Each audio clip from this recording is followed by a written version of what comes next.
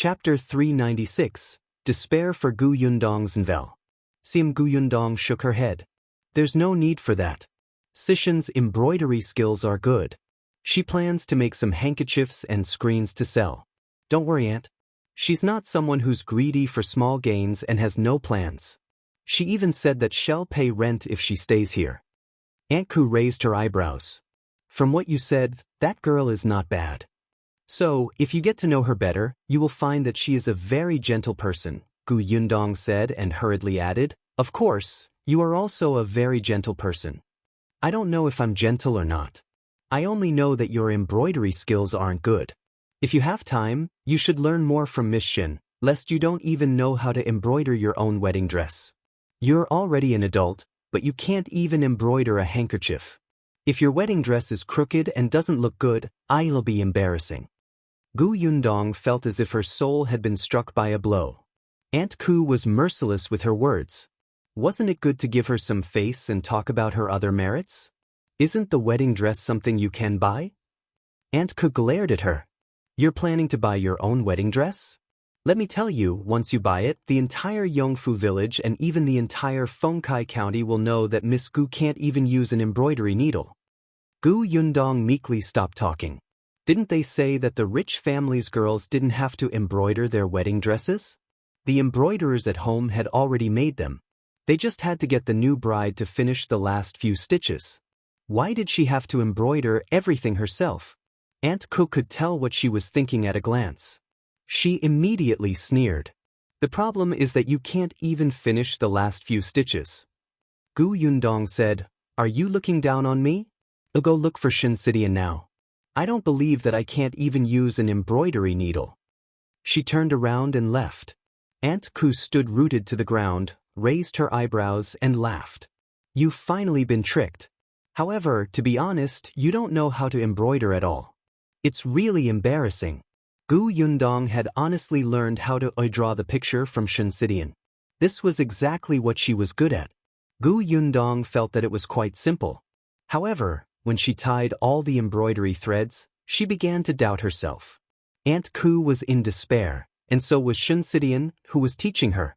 Who would have thought that the seemingly capable and omnipotent Gu Yundong would embroider grass as if she was going to the execution ground? Gu Yundong thought, this means that the heavens are guiding me in the right direction. They want me to work hard to earn money so that I can hire embroiderers to make clothes for me. Hence, she went to bed with a clear conscience. She still had to wake up early tomorrow to see her 50 acres of orchard. However, the next day, Madame Dong came over before she even left the house. She was holding a school bag in her hand. It was for Bian Yuan. Knowing that he was going to school too, Dong Xiulan rushed to make it overnight. Anyway, she was used to it. Bian Yuanji was overjoyed as he held his bag.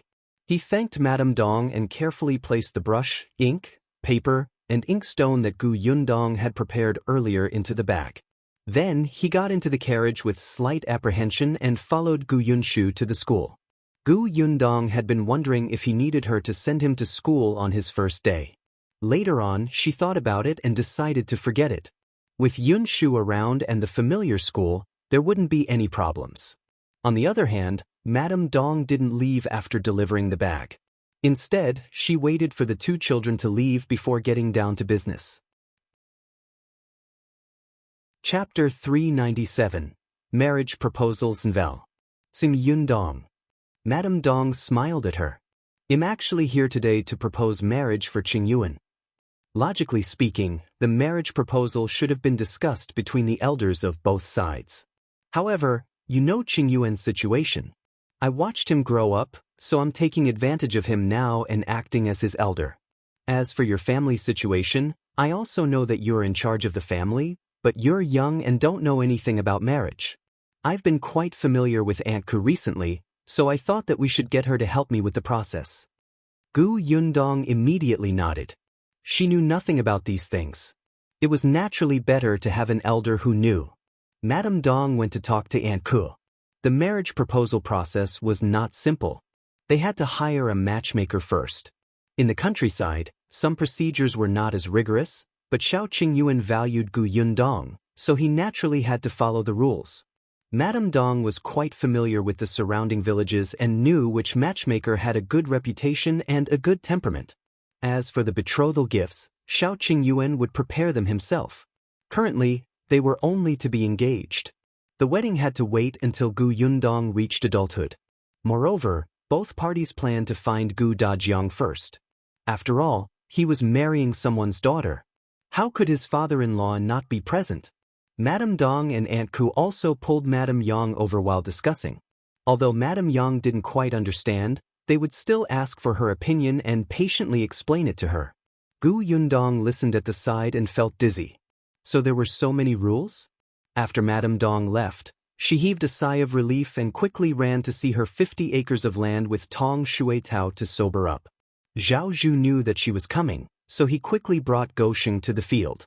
To Gu Yundong's surprise, Big Chen seemed to be busy with the fruit trees as well. After all, 50 acres of land was not small. When they were busy, they were really busy. Gu Yundong could not possibly let Zhao Zhu and his son work day and night. They had agreed back then that she would give them a certain amount of money. As for whom to hire for help, it was up to them. During the large-scale planting, Zhao Zhu had indeed hired many people. Now that he was no longer as busy, he was the only one working with Gosheng and Big Chen. Zhao Zhu had surrounded the 50 acres of orchard with a fence. There were also 2 dogs inside, looking very fierce. However, when they saw Zhao Zhu and the others, the 2 dogs still obediently ran over. Zhao Zhu made them acknowledge Gu Yundong before leading them inside. The orchard was now divided into pieces. There were loquats, mulberries, cherries, strawberries, and peaches. Most of them had been moved from other places and had already grown, so they looked lush and pleasing. The place was still too small. Now that she had money in her hands, shouldn't she set up a farm? Gu Yundong thought about it and could not help but say, I didn't expect Uncle Zhao to be able to find so many fruit trees. At that time, I thought that half of them would be good enough. The orchard is also well managed. Uncle Zhao, you've worked hard. Zhao Zhu's cold and stern face softened slightly. He smiled and pointed at Big Chen behind him. Big Chen found quite a lot. Gu Yundong was surprised. She looked at the person who had been following them silently. Big Chen was still a little embarrassed. He said softly, It's just a coincidence. Coincidence. Chapter 398. Father, what do you mean? Box novel. CM Big Chen nodded. When I went out to look for work previously, I went to many places, so I know something. What kind of job did you find? He had earned 5 taels in a short period of time. Big Chen was even more embarrassed. I do anything. I've been to many villages. Some families need someone to carry things when they get married. Some need help when they go up the mountain. Some need to withstand beatings when they fight. Anyway, I'll go wherever there's money. In fact, these jobs did not earn much money. There was once when a rich young master offended someone. His figure was similar to that of the rich young master, so he pretended to be that person and was beaten half to death. In the end, the rich young master saw that he seemed to have vomited blood and directly threw 5 taels of silver to him. Actually, the blood was not Big Chen's. It was just chicken blood. He had deliberately spat it out in front of the rich young master. At that time, he thought that he could get 10 taels of silver. He did not expect that the person was very stingy and only gave him 5 taels. However, it was enough. He took the silver and hurried back. However, he had indeed gone to many places. He had not only gone to the villages near his county, but he had also gone to the neighboring county. Therefore, Big Chen knew very well where the fruit trees were. Gu Yundong did not expect him to have such a harvest. Then can you purchase fruits? This time, you won't purchase fruit trees. You'll purchase fruits of good quality. Can you do that? Big Chen seemed to have realized something and suddenly looked up. His eyes were slightly excited, but he immediately nodded. Yes. I need a lot of fruits, but I also need you to negotiate the price. Nowadays, fruits were not cheap. Gu Yundong wanted a large quantity, so it had to be cheap. Big Chen was more cautious this time and agreed without hesitation. He pursed his lips and finally said firmly, I can do it. All right, you'll get 2 people to go with you another day. Think carefully about which fruit you want to collect and which village you want to go to. You also have to consider the time it will take to travel back and forth. Come to Yongfu village to look for me when you're done thinking about it. We'll talk about the salary then. Big Chen nodded heavily. Okay, I'll definitely think about it carefully. Gu Yundong looked at the orchard again. After asking Zhao Zhu about the planting, she planned to leave. However, just as she turned around, Big Chen chased after her. When he reached the entrance of the orchard, he took a deep breath and said solemnly, "Boss, thank you." Gu Yundong was stunned for a moment before she understood that he should be referring to the time when Grandma Chen came to her house. She smiled. "Do a good job." Then she left with Tong Shuetao. "I will." Big Chen was overjoyed. He stomped his feet and ran home. Zhao Zhu and his son, who came out later, looked at his departing back with slightly complicated expressions. Gosheng, in particular, sounded a little envious. Big Chen is going to be successful too. But don't you want him to be successful? Gosheng shook his head. No, I just feel like I'm the only one who doesn't have anything. Zhuangzi went to the county city to work as a clerk. I heard that he planned to do a good job and try to become a shopkeeper in 2 years. Now that Big Chen has been put in an important position by Miss Gu, he might be a manager in the future. I'm the only one here to carry water and turn the soil every day. Zhao Zhu reached out and patted his head. But, do you dislike it? Let me ask you, who told you that you're useless just because you carry water and turn the soil every day? Gosheng looked up in confusion. Dad, what do you mean? Chapter 399. Send you to learn martial arts Envel. Sim Zhao Zhu looked at his son's ignorant expression and sighed inwardly. It was his fault. In the past, he married the wrong woman, who was heartless and indulged his son, nurturing his domineering and stupid personality. However, when he saw that, he only hit and scolded his son when his son caused trouble. He had never thought that the father and son should have a good talk. Fortunately, it was not too late. Upon hearing his son's question, Zhao Zhu patiently explained, Miss Gu has built a new workshop and is purchasing so many fruits. She will definitely be in the fruit business next. Now that the fruits outside are expensive, she bought an orchard and planted them herself. Just watch. In the future, her orchard will definitely not only be 50 acres here. It will expand. If you manage the orchard well and the fruits grow well, you might become the manager of the orchard in the future. Gosheng was stunned for a moment. Then it dawned on him. He slapped his thigh hard and said, "Why didn't I think of that? Dad, you're amazing. You even thought of that." Facing Gosheng's worshipful gaze, Zhao Zhu felt proud and sad. Could his son really become a manager like this? Forget it, forget it. It was not too late to teach his son something while he was still young. The father and son talked as they walked home. Gosheng was no longer disappointed. His father was right. Everyone had their own path to walk. His current goal was to become the manager of the orchard. At this moment, Tong Shuetao was also asking this question. Gu Yundong's thoughts coincided with Zhao Zhu's. However, what she valued now was not Gosheng, but Zhao Zhu.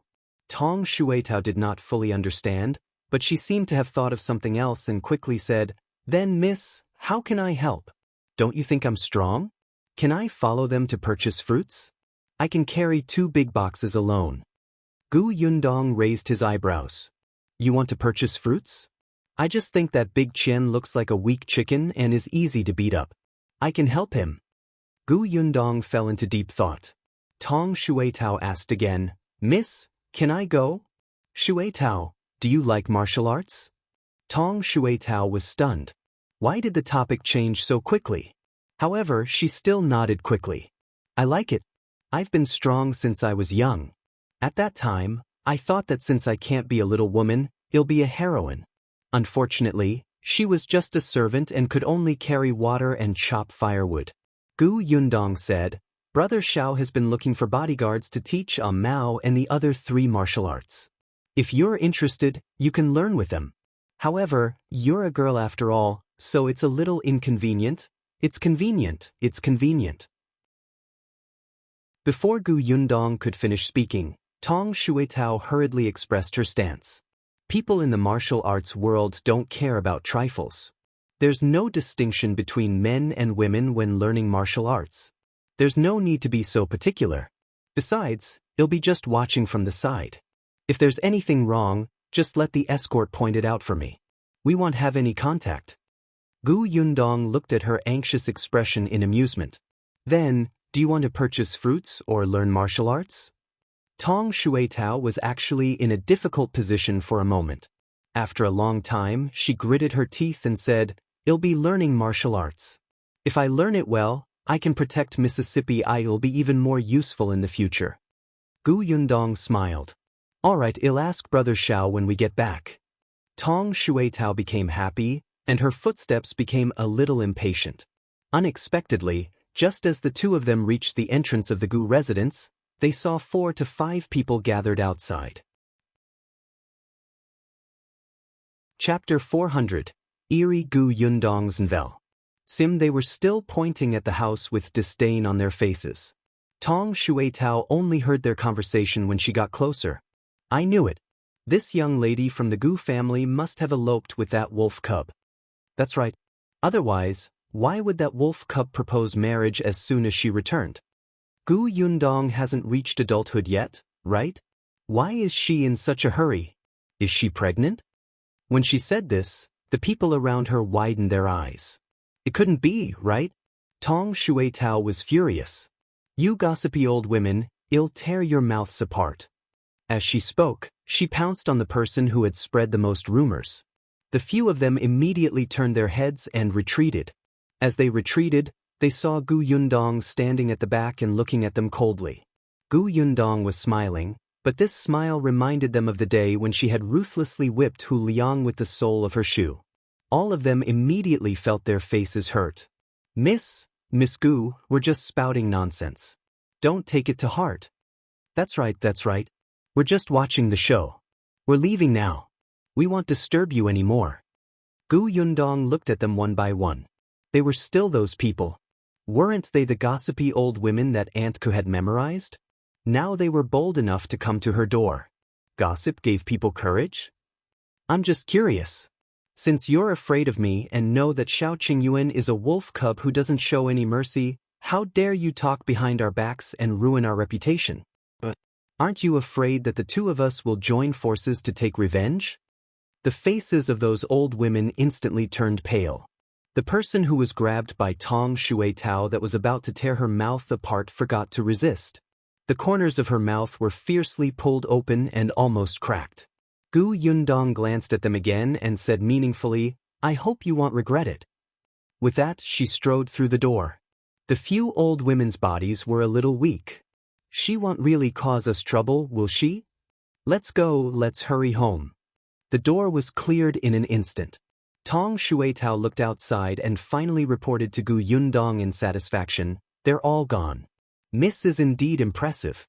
You scared them so much that they didn't even dare to fart." Gu Yundong felt that not only did Tong Shuetao have to learn martial arts, but she also had to learn how to read. This flattery made her feel good. She walked inside.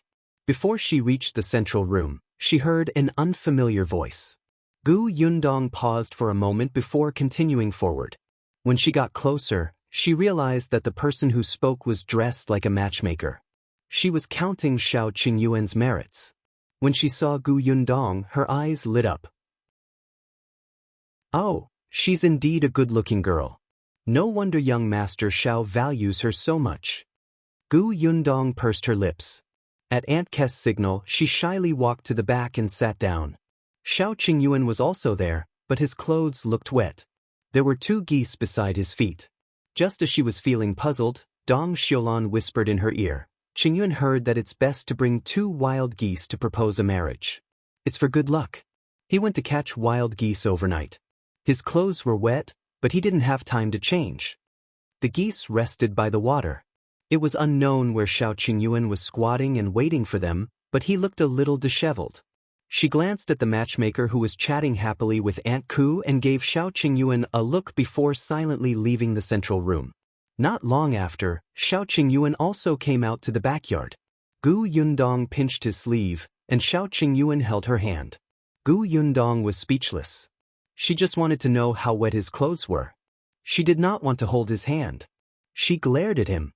Hurry up and go back and change your clothes. I can wring water out of it. Aren't you afraid of catching a cold? I'll leave after we've settled it. There are a lot of things to discuss here. I don't know when they'll be done. Hurry up and go back to change. But, you said you'd listen to me. Shao Qingyuan immediately shut up and nodded. Then I'll go back first. Gu Yundong stood under the corridor and watched him walk out of the Gu house. Only then was she satisfied. She was about to return to the central room when she saw an unexpected person appear at the door. Chapter 401. An Errand Boy's Novel. Sim Gu Yundong walked forward and asked with a smile, Uncle? Jiang, what's the matter? When Jiang Yongkang saw her, he immediately heaved a sigh of relief and said, I passed by the river just now and saw your mother sprained her ankle. There was a lady supporting her, but she looked like she couldn't walk steadily, so she asked me to come to your house to inform you.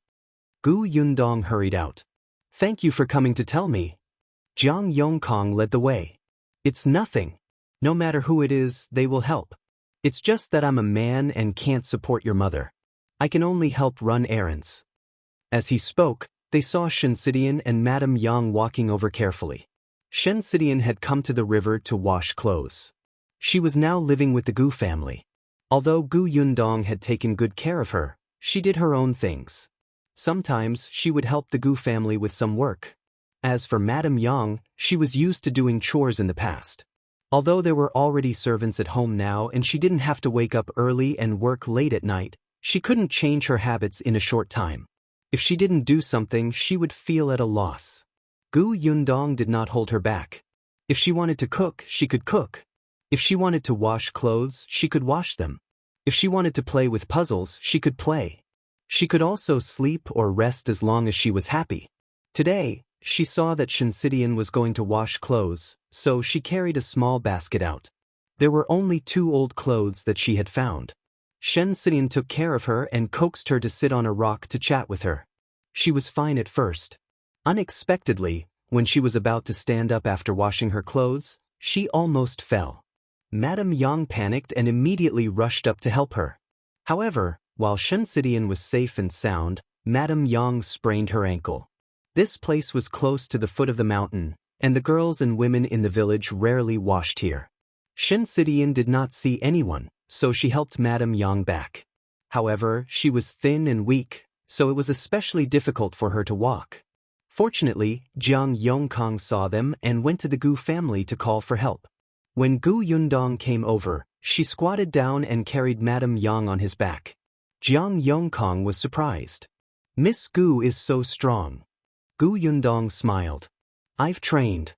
Although she was not as strong as Tong Shui Tao, it was not a problem for her to carry Madame Yang. Shen stood at the side and supported her. Seeing this, Jiang Yongkang said, How about this? I'll make another trip and find the doctor. Before Gu Yundong could reject him, he had already left. She could only carry Madame Yang home first. The matchmaker had already left, and Shao Qingyuan had also changed his clothes. Seeing Madame Yang being carried back, the family surrounded her nervously. Fortunately, Jiang Yongkang quickly brought the village doctor over. Although this doctor was not as good as the county doctor, he was still quite good at treating physical injuries. The moment he arrived, he asked about Madame Yang's pain. When Aunt Ku saw Jiang Yongkang standing at the side, she was stunned. While Madame Yang was talking, she pulled Gu Yundong aside and asked, What's going on? Why is he here? Uncle Jiang ran over to inform me that my mother sprained her ankle.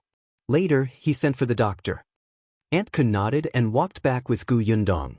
Unexpectedly, she heard Jiang Yongkang comfort Madame Yang. Bear with it. It won't hurt. However, Madame Yang kept shaking her head and refused to let the doctor touch her feet. When she saw Gu Yundong coming over, she seemed to have found her backbone and reached out to hug her.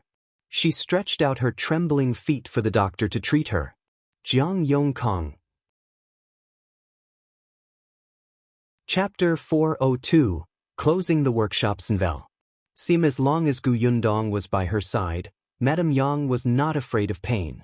During the treatment, She did not even cry out. She only hugged Gu Yundong's waist with extra strength. After the doctor left, Tong Shuitao carried Madame Yang back to her room to rest. Only then did Gu Yundong express her gratitude to Jiang Yongkang. Jiang Yongkang waved his hand. It's just running around. It's not worth the thanks. Since there's nothing else, I'll leave. Gu Yundong asked him to stay for tea, but he rejected her. As soon as he left, Aunt Ke pulled Gu Yundong to talk about the outcome of the matchmaker's conversation. Since both parties were interested, they should use their birth dates to calculate and see if they were suitable. There was no need for Gu Yundong to worry about the rest. Aunt Ke felt that she was not her biological mother after all, so she had to explain every step to her. Gu Yundong gave her the date of birth and went back to work. The sugarcane was gone, and it was almost time for the workshop to close. On the last day, Gu Yundong went to the Liu family's courtyard. Gu Yundong smiled when she saw that the courtyard had been tidied up and that the villagers were extremely reluctant to leave. It's been hard on everyone for the past few months. Besides your salary in the last month, you will be given an additional 100 copper coins as a reward. Everyone rest well. When everyone heard that there was a bonus of 100 copper coins, they instantly came back to their senses with faint excitement on their faces. There's one more thing. I've told everyone last time that the workshop here has stopped. The new workshop will start work again in a few days, but this time, the workshop will recruit long-term workers. Have you thought about it when you go back? Wang Xuanzi was the first to respond. I'll do it.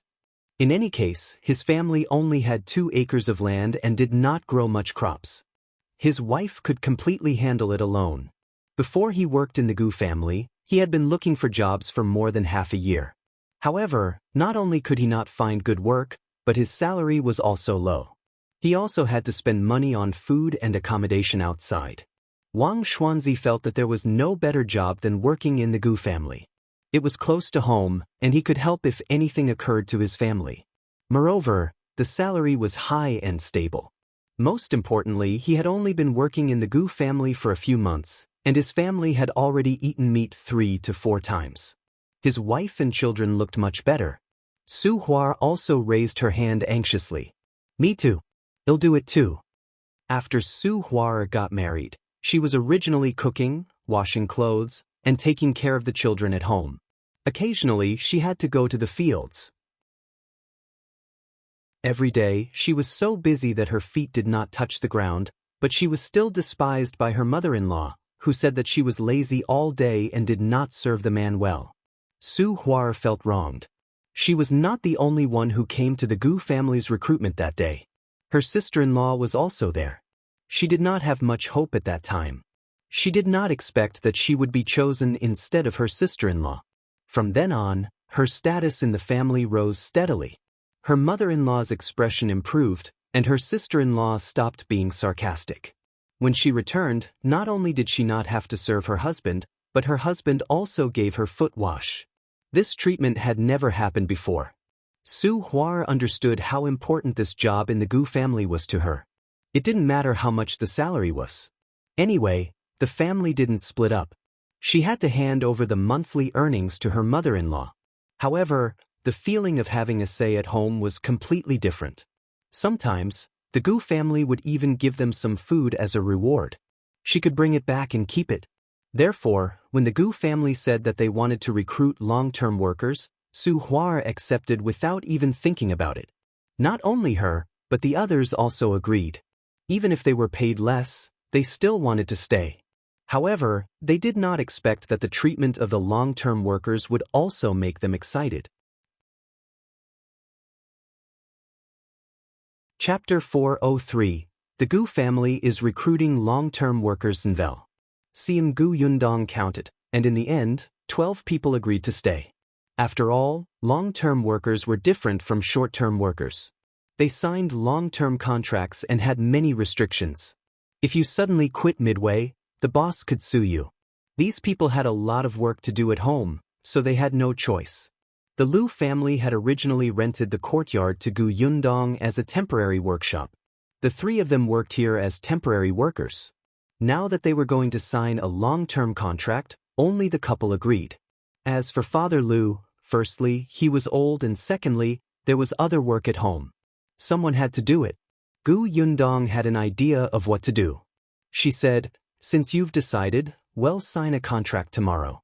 The salary will still be 500 copper coins at the beginning, but there will be 3 days of vacation every month. Well, start working at 7 in the morning, rest for 2 hours at noon, and stop at 5 in the evening. If there's anything at home or if you're not feeling well, you can take leave, but your salary will be deducted for a day." She explained some of the rules of the long-term workers, first to avoid any controversy in the future. However, such conditions were enough to make these people excited and happy. Even the villagers who originally did not plan to sign long-term jobs were filled with envy and eagerness. However, they could not afford to leave their homes and could only feel regretful. Even so, they visited Gu Yundong afterwards, thinking that she could still look for them if she had short-term jobs one day. Gu Yundong agreed. She was very satisfied that no one had slacked off during this period of time. Once the matter was settled, Gu Yundong gave everyone their wages. Every month, on this day, everyone's eyes would light up, especially in the last month. Gu Yundong promised to give them an extra 100 copper coins. After settling the wages and coming out of the Lu family's courtyard, she looked up at the sky and heaved a sigh of relief. Big Chen had already gone to other villages to collect fruits. Eldest Tong and Lu Wei, who had joined in the fun, followed him. Gu Yundong also did not understand why Lu Wei was so enthusiastic about her business even though he did not care about his own business. No wonder old Master Lu wanted to throw him away every time he mentioned him. Shao Qingyuan also invited the escort from the Zheng family's bodyguard agency over. The guy was originally an escort who guided others in martial arts. He could be considered very experienced. After the escort came, he started training Mao and the others the next day. Tong Shuitao also woke up early every day and ran to the Shao family. Shao Qingyuan even bought an old woman to help wash clothes and cook. However, he still came to the Gu house to eat every day. It was as if he could eat 2 more bowls of rice just by looking at Gu Yundong. The new workshop could already be used. Gu Yundong started to recruit people again. When this news came out, many people, be they from Yongfu village, Xinbei village, or the Song family village, came after hearing it. Not only did the Gu family's workshop have a high salary, but they also gave out things during the new year. Occasionally, there would be bonuses. These things had long been spread by the dozen or so short-term workers from before. Everyone who was related to Yongfu village knew that they worked well in the Gu family.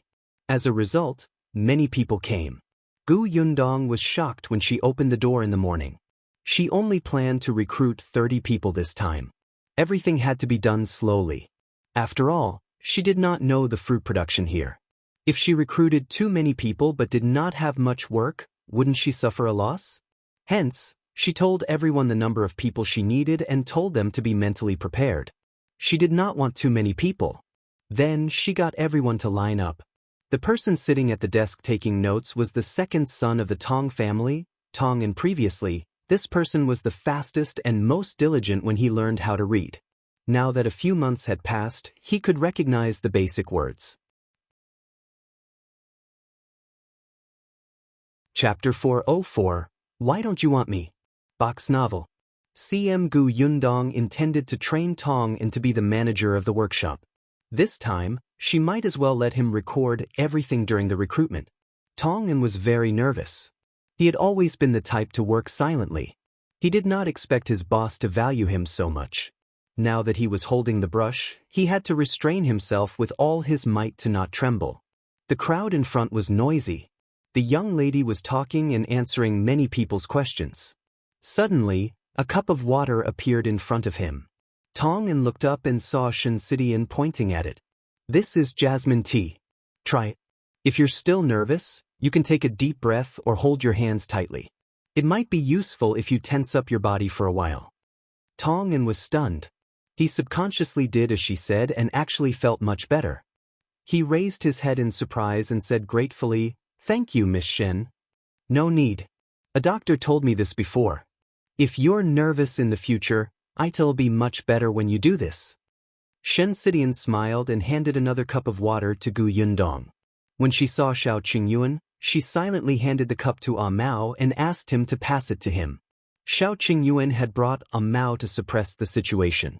He was afraid that there would be people like the Li family who didn't know what was good for them and came to cause trouble. As expected, with him around, it was as if there was a stabilizing force. At least, after the Li family came over to take a look, they immediately shrank back.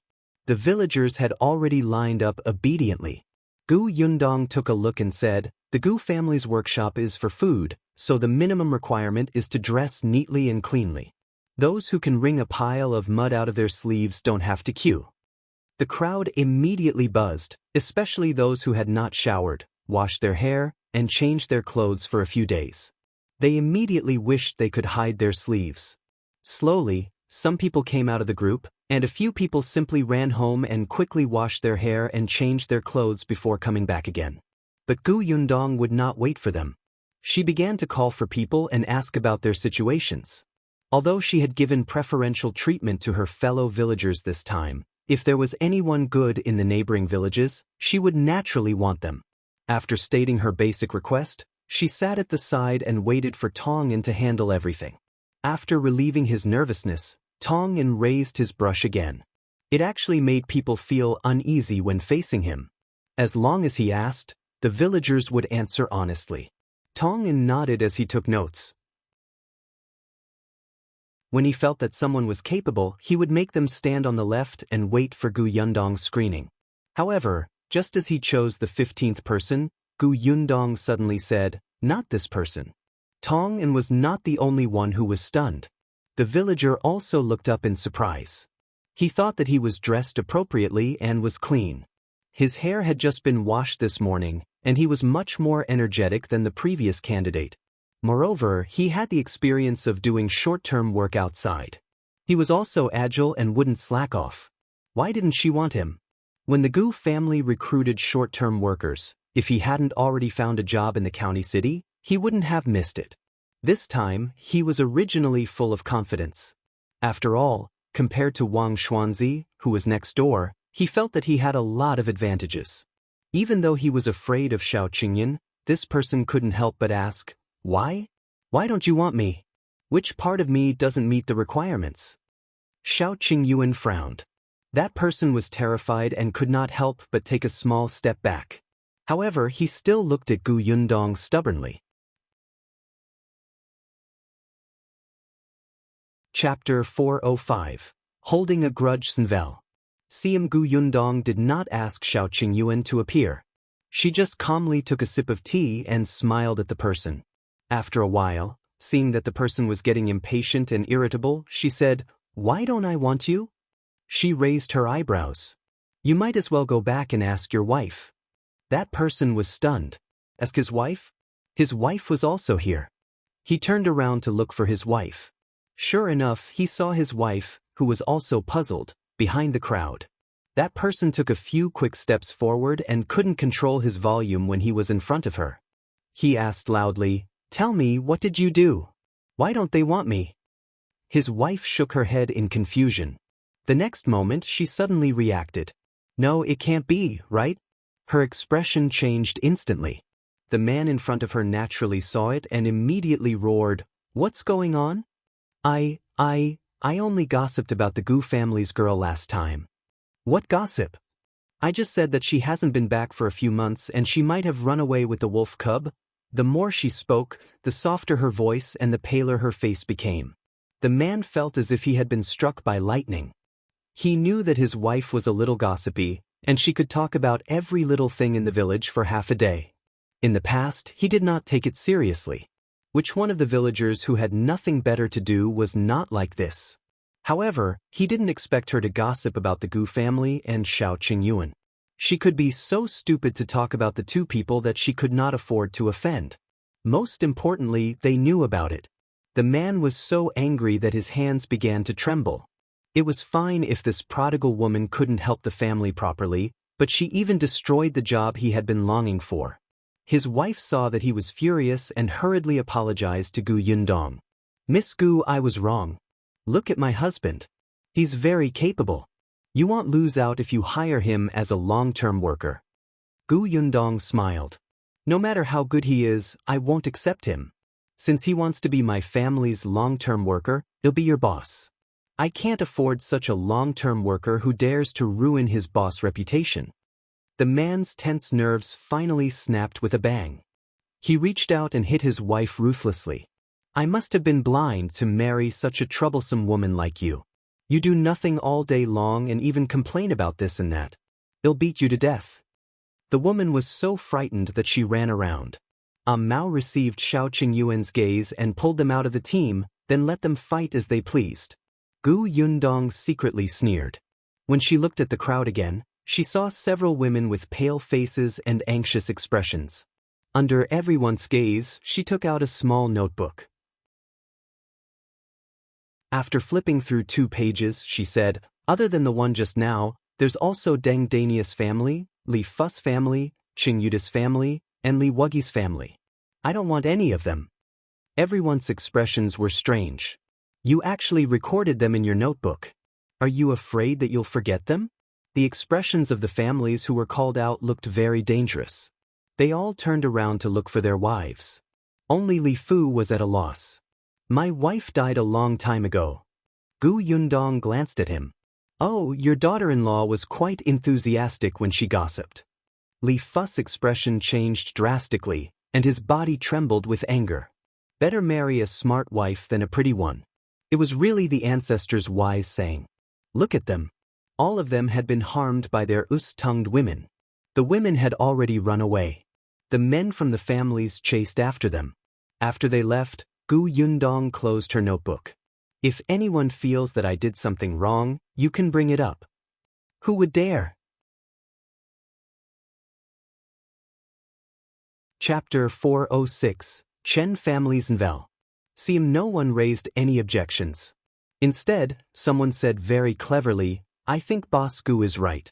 How can a long-term worker go around saying bad things about the boss family and ruin the boss reputation? Moreover, the rumors are all fake.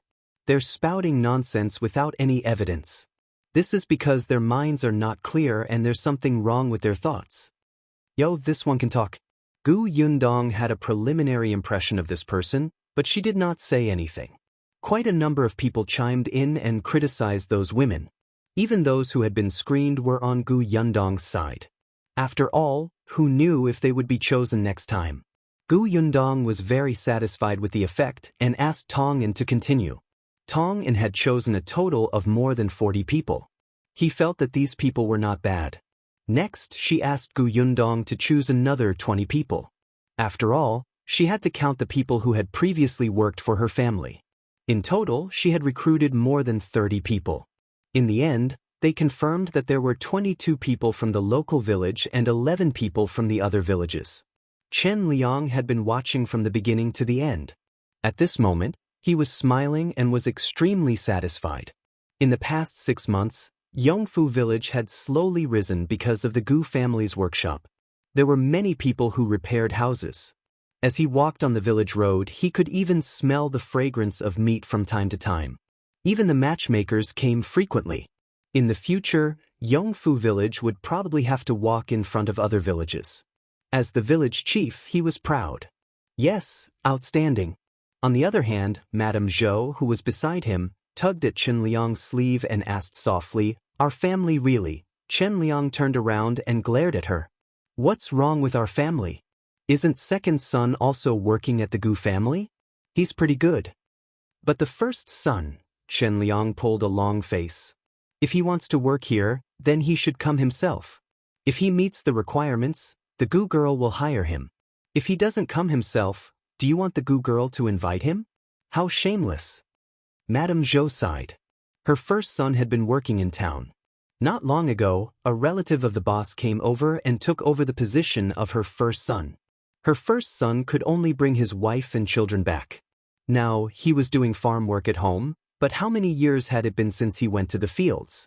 One could imagine how frustrated he was. He knew that his brother worked in the Gu family for 500 copper coins a month. Although it was not as much as his salary in town, it was not much different. After all, he had worked in town for so long. The Chen family's first son wanted to come, but he could not bring himself to do so. When Madame Zhou saw Gu Yundong last time, she looked haggard and wanted to say something, but she did not say anything in the end. She knew that it was inappropriate. Madame Zhou was not a thick-skinned person and knew Gu Yundong's character. But as a mother, she felt terrible watching her eldest son suffer at home every day. Chen Liang snorted softly. Let's go. Second son is already a long-term worker of the Gu family. Someone has to do the work at home. It's good that first son is back. With that, they left the Gu residence. Gu Yundong could only see his back from afar. After the recruitment, they signed the contract. Gu Yundong asked everyone to come over the next day to familiarize themselves with the workshop. Only then did the crowd at the entrance of the Gu family slowly disperse. Seeing the 30-odd people who had been recruited, the villagers were envious. Many people went over to get close to them. Gu Yundong did not care. She looked at Tong and with admiration in her eyes. You did well today. Tong immediately put down his pen and felt a little embarrassed. He could not help but glance at Shinsinan, but he quickly retracted his gaze and said, "Thank you, Mississippi." Chapter 407. Yang's Enlightenment Novel. CM Shinsinan happened to see him too. She was slightly stunned when she saw him and smiled. Then she turned around and went through the door to help pack the stuff. She had already embroidered several handkerchiefs over the past few days. Her embroidery skills were not bad, and even Aunt Ku was amazed. When Shinsinan left the Gu village, she had taken 20 taels of silver from Gu Gang. Although it was not a small amount, Gu Yundong had paid for her meals and accommodation along the way. When they arrived at the Gu house, Shinsinan insisted on offering Gu Yundong 10 taels of silver for her cost during this period of time. Currently, she only had 10 taels of silver on her. It was really not enough, and she urgently wanted to earn more. After all, she still had to build a house in the future. Food, clothes, and transportation all required money. Shinsinan planned to stay single for the rest of her life. She had once been a concubine to an old man. Although there were few people who knew about it, there was still a hurdle in her heart that she could not overcome. It was actually quite good to be alone. If she embroidered more handkerchiefs, she could retire after earning enough money. Holding the handkerchief in her hand, Shinsinan planned to go to town tomorrow and sell the handkerchiefs for some money. She went to look for Gu Yundong. She had wanted to ask him how to get to town, but Gu Yundong said directly to Father Tong, "It just so happens that Yunshu and the rest are on leave tomorrow. You can drive Miss Shen to the town's cloth shop." Father Tong agreed. The next morning, he prepared carriage. Unexpectedly, just as they were about to set off, Madame Yang also wanted to go. Gu Yundong was surprised. "Mother, why are you going to town?" Madame Yang ran back to her room and took out 2 handkerchiefs for her to see. Gu Yundong was even more surprised. "Mother, did you embroider them?" Madame Yang nodded proudly. She had actually learned a lot from Shinsinan over the past few days.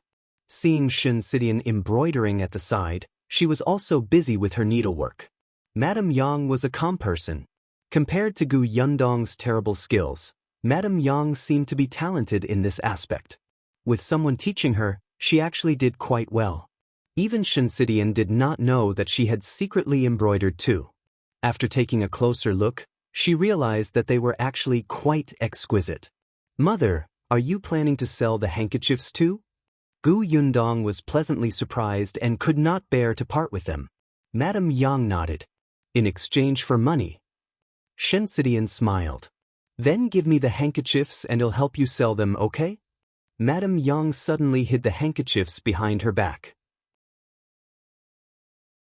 She pursed her lips and said, "I'll go myself." Gu Yundong smiled when she saw how determined her mother was. "Mother, you're amazing. All right, Mother will go with Sidian.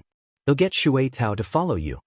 Madame Yang immediately nodded happily and hurriedly got into the carriage. Gu Yundong shook her head helplessly and instructed Tong Shuitao not to leave Madame Yang's side. Tong Shuitao agreed seriously. Thus, when Gu Yunka woke up and wanted to play with her mother, she searched the entire Gu family but could not find her mother. Madame Yang carefully wrapped the 2 handkerchiefs and looked happy. Shinsinan smiled. When did Auntie embroider them? I didn't even see you. In my room. Madam, you're actually keeping it a secret. Tong Shuetao smiled as she supported Madame Yang. The three of them were not lonely as they chatted and laughed in the carriage. Just as the carriage was about to leave the village, a familiar voice suddenly came from outside. Father Tong, are you going to town? Can you give me a ride? Shinsidian lifted the curtain and saw Jiang Yongkang standing outside with a bag on his back. Chapter 408. A Ride Senvel. Jiang Yongkang looked up and realized that there were 3 women in the carriage. He immediately felt embarrassed. You're all here. Forget it. Shinsidian asked, Uncle Jiang, are you going to town?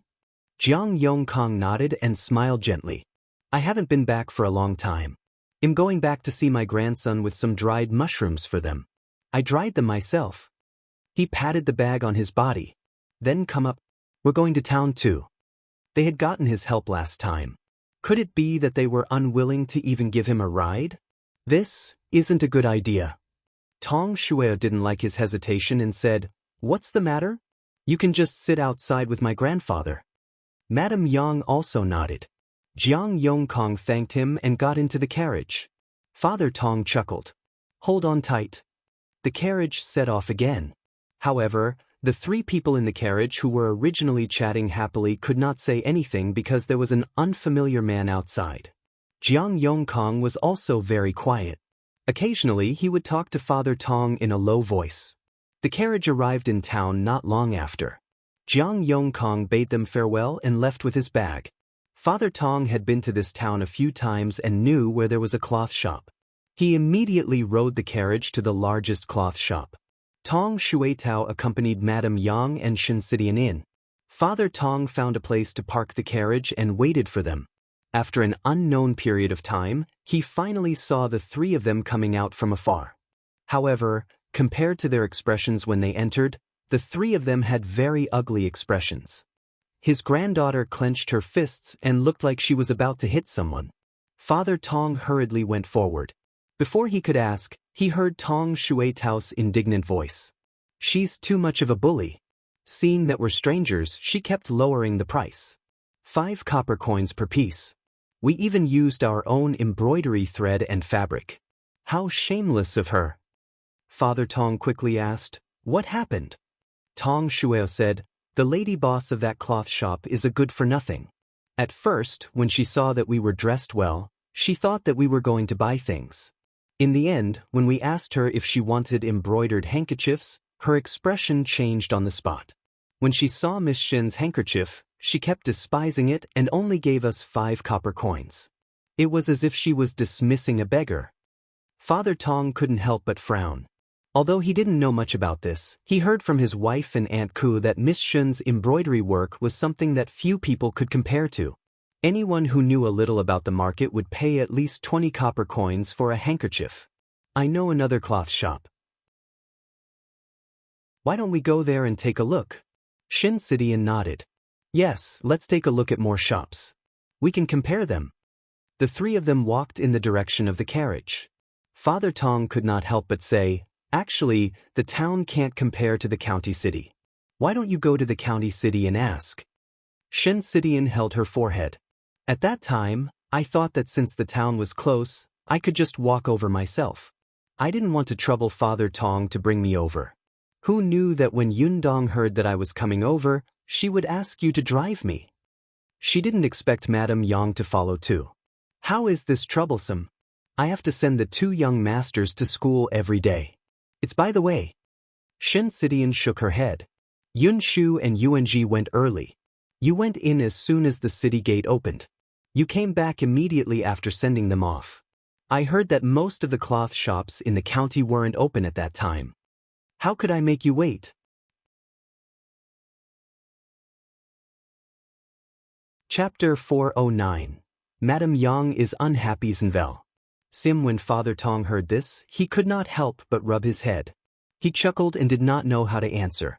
At this moment, a voice suddenly sounded from behind. Father Tong? Why are you here? The few of them turned around. Whoa, Wasn't this Jiang Yongkang who had just left not long ago? Father Tong was also surprised. Why are you here? My house is over there. Jiang Yongkang pointed to an alley not far away. I just went home and put my things down. I'm going to buy some vegetables to cook. Do you want to come to my house? No. Shinsidian rejected him. We still have to find a cloth shop. Cloth shop? Jiang Yongkang was stunned for a moment, but he quickly reacted. You want to buy cloth? I think there's only Chen's clothing shop nearby. However, that shop looks big, but it doesn't have a good reputation in our area. It's best to change to another shop. Tong Shuetao's eyes lit up. That's right. Uncle Jiang, you're very familiar with this town. Do you know which cloth shop accepts embroidery work at a fair price? Jiang Yongkang smiled. There really is one. I'll bring you there. There's no need. You still have to buy groceries. Just point us in the right direction and we'll go ourselves. Jiang Yongkang said, It's not far. The market I'm going to is also there. Let's go and not waste any more time. As he spoke, he suddenly paused and looked at Father Tong. It's just that it's not easy to ride this carriage over. The road is narrow, and it's easy for the carriage to bump into the small stalls by the roadside. Tong Shuetao waved her hand. Then wait for us here. Father Tong could only stay behind and continue watching the carriage. The cloth shop that Jiang Yongkang mentioned was indeed not far. It was just 2 alleys away. The cloth shop was clean and tidy. Although the size of the shop was not as big as the previous one, the boss' smiling attitude was quite good. When he saw the embroidery handkerchief Shinsidian took out, his eyes lit up. This embroidery is good. Did you embroider it? After Shinsidian nodded, the boss was even happier. He bought the embroidered handkerchiefs for 30 copper coins apiece. This was considered a high price in the town. It was higher than Shinsidian had expected. She had embroidered 10 handkerchiefs and earned 300 copper coins. She was still a little excited. After that, the boss took out an embroidery drawing and asked her if she could embroider it. Shinsidian did not expect to receive embroidery work. She looked at the picture carefully and immediately agreed. The boss said that if she could finish the embroidery in half a month, he would give her 1 tael of silver directly. Moreover, he would give her the fabric and thread. Before Shinsidian could say anything, Tong Shuetao's eyes lit up. 1 tael of silver for half a month, 2 taels of silver a month. So embroidery was so profitable? Shinsidian agreed and looked at Madame Yang.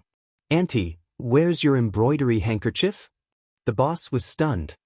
He looked at the woman who had been silent but looked to be the best dressed among the 3 of them. Madame Yang took out the embroidered handkerchief shakily and said, 30 copper coins. The boss was speechless. Although this embroidery was not bad, his eyes were sharp. With one look, he knew that it was done by someone new. It was not worth 30 copper coins at all. How about this? I'll give you a total of 30 copper coins for 2 handkerchiefs, okay? Madame Yang immediately took the handkerchief back with an unhappy expression. Seeing this, Shinsidian quickly gave the boss a look. In a place where Madame Yang could not see, she secretly gave the boss 30 copper coins. The boss could also tell that Madame Yang was different from ordinary people. At first, he thought that this lady wanted to take advantage of him. He accepted Shinsidian's 30 copper coins and immediately said to Madame Yang, I was wrong. This handkerchief is 30 copper coins apiece. I'll pay you now.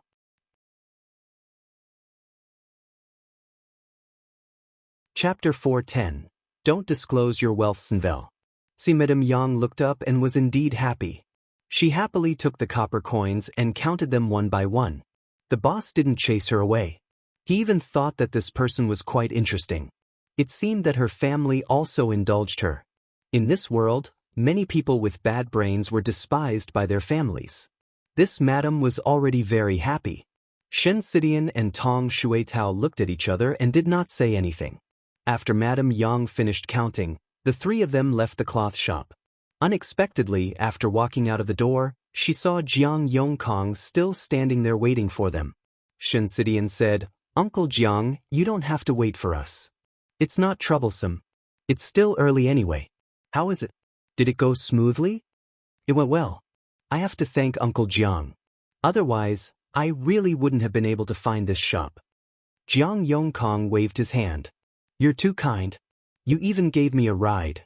Otherwise, I'd still be traveling and tiring myself to death. Where else do you want to go? I can take you there.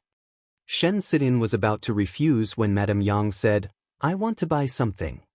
Buy what? Jiang Yongkang treated her like a child. He was very patient with her and even smiled. Madame Yang counted with her fingers. Pancakes for Kiki. Brush holder for Yunshu and Yuan. Comb and for Dong Dong.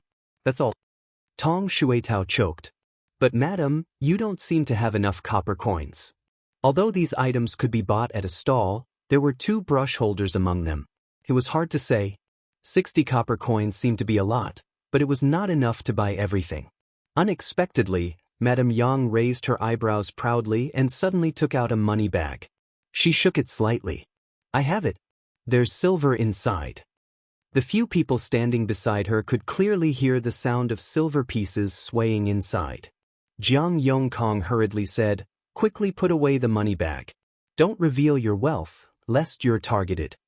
When Shen Sidian heard this, she immediately pressed down Madame Yang's hand and said, then let's go buy something first. We'll go back early after we're done? Okay. Madame Yang was very happy. Her money was naturally given to her by Gu Yundong. She would return what Gu Yundong gave her in the past and ask her daughter to keep it safe for her. However, ever since she returned from her trip, she would occasionally keep the silver behind. Actually, Madame Yang didn't know how much she needed. She felt that she had saved enough, so she wanted to buy things for the children. Now that Shen Sidian and Tong Shuetao did not object, she should have enough money. She looked around the stalls by the roadside. The pastries and comb were easy to buy, and it didn't take long. Brush holders were different. Usually, such things were sold in bookstores. Of course, there were also some in the stalls outside, but most of them were made of bamboo. They were not particular about carving skills, like bamboo joints placed there. Madame Yang didn't understand at first. When people said that this was a brush holder, she planned to pay for it. However, how could Shen Sidian and Tong Shuetao allow her to be treated like a fool? They could just let Boss Tong cut her into 2 pieces of bamboo later. They asked Jiang Yongkang, who had been following them, and brought Madame Yang to the bookstore. Sure enough, she saw the brush holders in the bookstore that matched her thoughts. They were just expensive. In this day and age, scholars' things were expensive, but Madame Yang was very satisfied. She put everything away in a cloth bag and came out of the bookstore. Let's go home. Dong Dong, Yunshu, Kiki, and Yuanji would definitely be very happy to see the gifts. Just as she was thinking this, their path forward was suddenly blocked.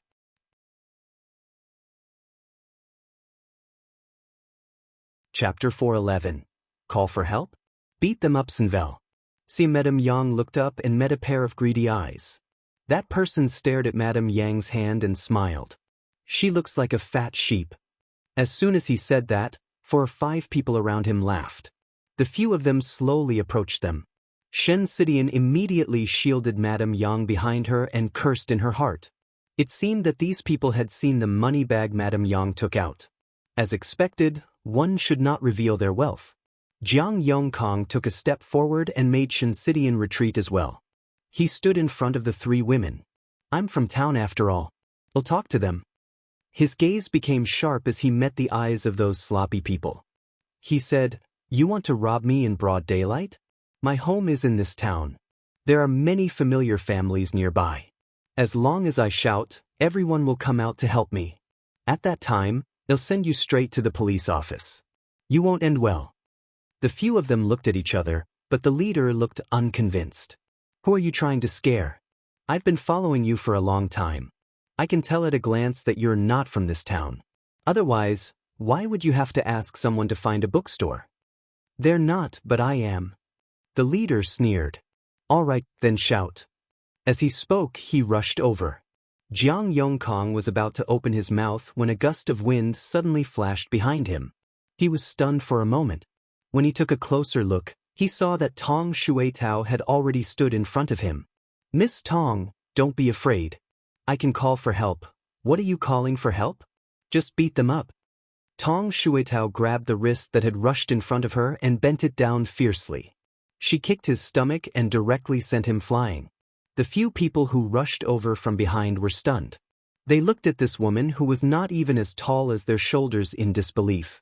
However, Tong Shuetao did not give them a chance to react at all. They did not dare to attack, so she charged at them herself. She was strong to begin with. Now that she had learned from the bodyguard for a few days, the effect was immediate. The escort said that she was very talented. If not for the fact that she hadn't learned martial arts sooner, she might have become an expert. However, she was not bad now. At least, she was better than Ah Mao and the others. She stimulated Ah Mao and the others to train day and night.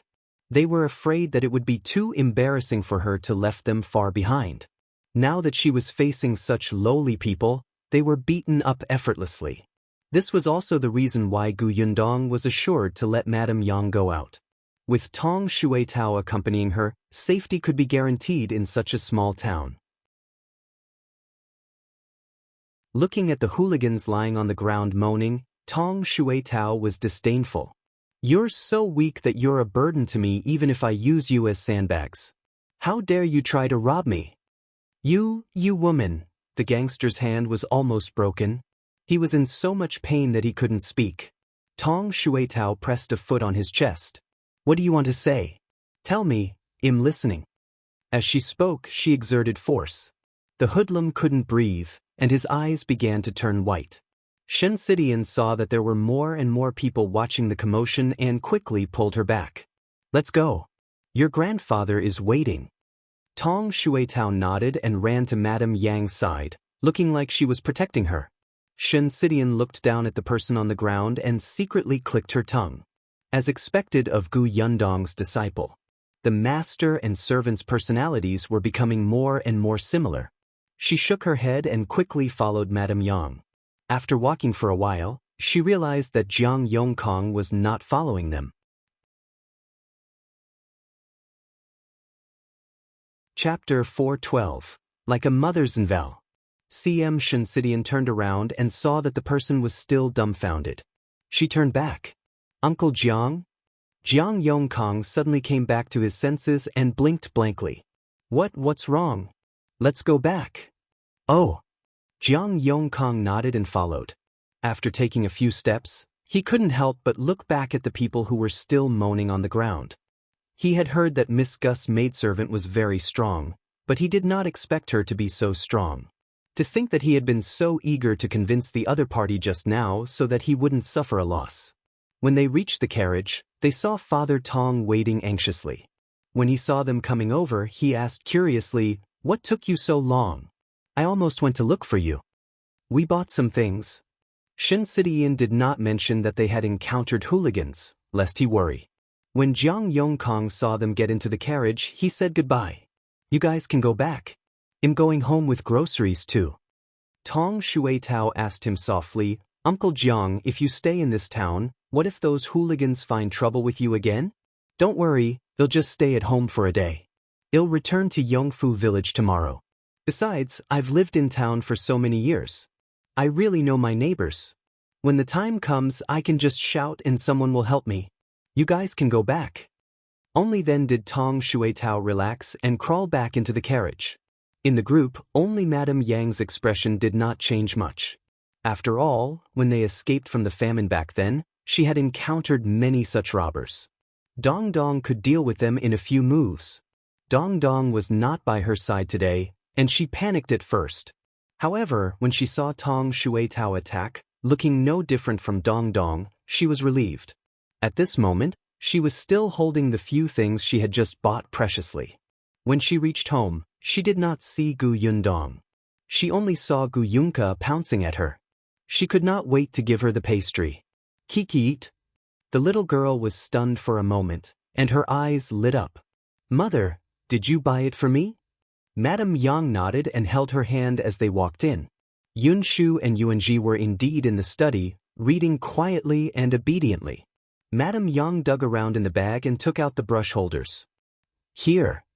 The two little guys were stunned.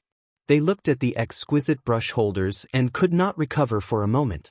Madame Yang tilted her head and asked with a frown, "You don't like it?" "I like it, of course I like it." The two of them hurriedly nodded and reached out to take the brush holders. Yunshu's eyes were a little red. He went over and hugged Madame Yang's waist. "Mother, you're the best." He could feel that ever since his mother came back, her illness did not seem to be as serious as before. She was becoming more and more like a mother. Madame Yang chuckled and quickly let go of him to look for Gu Yundong. Only the comb was left. Coincidentally, Gu Yundong had just returned from the workshop. Everyone had come to work today, so she assigned the jobs first. She planned to arrange the work in the form of an assembly line. Each person would be in charge of a portion. This way, it would be more efficient and the method would not be leaked. However, just as she returned from her work, Tong Shueitao came over and told her about meeting hooligans in town. Gu Yundong's expression changed slightly. Without another word, she immediately walked in. Worried, she went to look for Madame Yang to see if she was injured. Tong Shueitao opened her mouth. There was actually something she didn't say.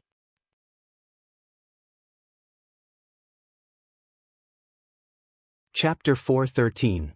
Warm and Lively Zenvel. Although 30 copper coins was not much for the current miss, it did not seem good for Miss Shen to give it to Madame for nothing. But on the way back, Shensidian reminded her not to tell anyone. She had been eating and living in the Gu house for so long, and Gu Yundong had only accepted a small amount of accommodation fees from her. She already felt bad. There was no need to mention the 30 copper coins. Although Tong Shueitao understood, she was still very conflicted. After all, she was the young Miss maidservant. No matter how small the matter was, she should tell the young miss. Over the past few days, she had been practicing martial arts at the Shao family's house. Her future master-in-law often reminded them of this. Thinking of this, Tong Shueitao suddenly became determined and immediately ran in. Gu Yundong was holding the comb that Madame Yang had given her and smiling. She had naturally noticed the problem that Gu Yunshu had discovered long ago. Although Song de Jiang had not completely cured Madame Yang's situation was indeed developing in a good direction after the last treatment. Now, she actually knew how to buy gifts for everyone. Moreover, the gifts were considerate. She did not know how long her mother had been thinking about it. Gu Yundong cherished the comb and put it away. Only then did she look up and meet Madame Yang's gaze that was begging for praise. Did mother embroider the handkerchiefs just to buy these? Madame Yang nodded vigorously. In your mother? Gu Yundong held her hand. Yes, mother is great. You've worked so hard. I'll cook tonight and make delicious food for you, okay? Gu Yunka, who was offering a bite of the pastry to his brother, immediately turned around and ran over. I'll cook too. I know how to do it. Aunt said that Kiki is very capable. Gu Yundong patted her head. All right, let's do it together. Ever since she bought the Tong family, almost every meal was cooked by the Tong family's mother-in-law and daughter-in-law. Gu Yundong had not cooked for a long time. Since she was happy today, she washed her hands early and kneaded the dough. The little girl was also kneading the dough at the side and crushing the small doughs one by one. With the flour on her face, she looked exceptionally soft and cute. Her mother said that she wanted to eat dumplings, so they would make dumplings today. Although Gu Yunka didn't know how to make dumplings yet, she could still put the vegetables and meat into the covers. Not only did Gu Yundong prepare dumplings, but she also prepared noodles and Shao Qingyuan's favorite egg-fried rice. Anyway, there were many people, so it would be lively to eat together. Tong Shueitao had told Gu Yundong about the 30 copper coins, but she did not intend to return the money to Shensidian if she could live comfortably in the Gu family. The whole family was bustling as if it was a festive occasion. Mao and the others had even drunk alcohol. When they returned, they were a little drunk. Therefore, they woke up late the next day and did not make it in time to practice martial arts. When they got up, the four of them trembled when they saw Shao Qingyuan's expressionless face. Fortunately, Tong Shueitao came over to say that Big Chen and the others had returned and had even brought back 2 large carts of fruits. Mao and the others hurriedly jumped up and said that they wanted to make up for their mistakes and help unload the fruits. Shao Qingyuan snorted and didn't say anything, but he went to help himself. Big Chen and the others had indeed arrived at the entrance of the village. At this moment, many villagers had surrounded them. Looking at the large cart of loquats, they actually felt their mouths water and could not help but swallow their saliva. Some people who were rich couldn't help but want to buy some back. Big Chen and was a little worried that these people would come and snatch the fruits. Shao Qingyuan and the others came over at this time. Tong Shuitao ran straight to Boss Tong's side. Seeing that he was travel-worn, she said, "Father, you're back." Shao Qingyuan didn't see Lu Wei and asked Big Chen.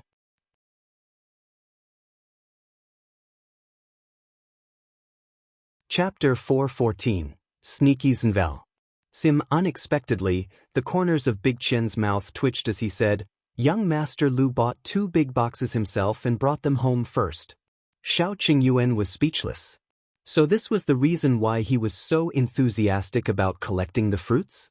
Shaking his head, he asked Mao and the others to help push the fruits back. Tong Shuitao was strong and immediately went to the head of the carriage. Unexpectedly, just as she walked around her father, she saw a few figures hiding not far away. She narrowed her eyes and almost cried out. Seeing that she did not move for a long time, Tong Ping could not help but push her. "What? You can't move it? Then let me tell you. You have to be careful of this carriage. Otherwise, it will easily overturn. You're inexperienced, so give it to me." "No, father, I'm just..." Tong Shuitao wanted to say something, but it was useless to tell her father about this. She simply let go and handed the carriage back to her father. Seeing Mao coming over to push the cart, she immediately said in a low voice, "Didn't I tell you yesterday that I met a few hooligans in town who wanted to rob Madam? I saw them again just now." Mao was shocked. "Where are they?" "They're over there. They're mixed in with the crowd. Do you think they wanted to take revenge, so they found out where our house is and want to take the opportunity to harm Madam? Do they dare?" Mao sneered. He thought for a moment and ran to Shao Qingyuan's side. "Young master, those bastards are over there. Can we teach them a lesson?" Shao Qingyuan nodded. "Yes, sure." Mao smiled. Very good. He had finally found a live target after practicing martial arts for so many days. He turned around and called Go over. He told Shu and Zhu to continue working. It was just teaching a few hooligans a lesson. He and Go were enough. However, Tong Shuitao also wanted to follow them, afraid that they would attack the wrong person.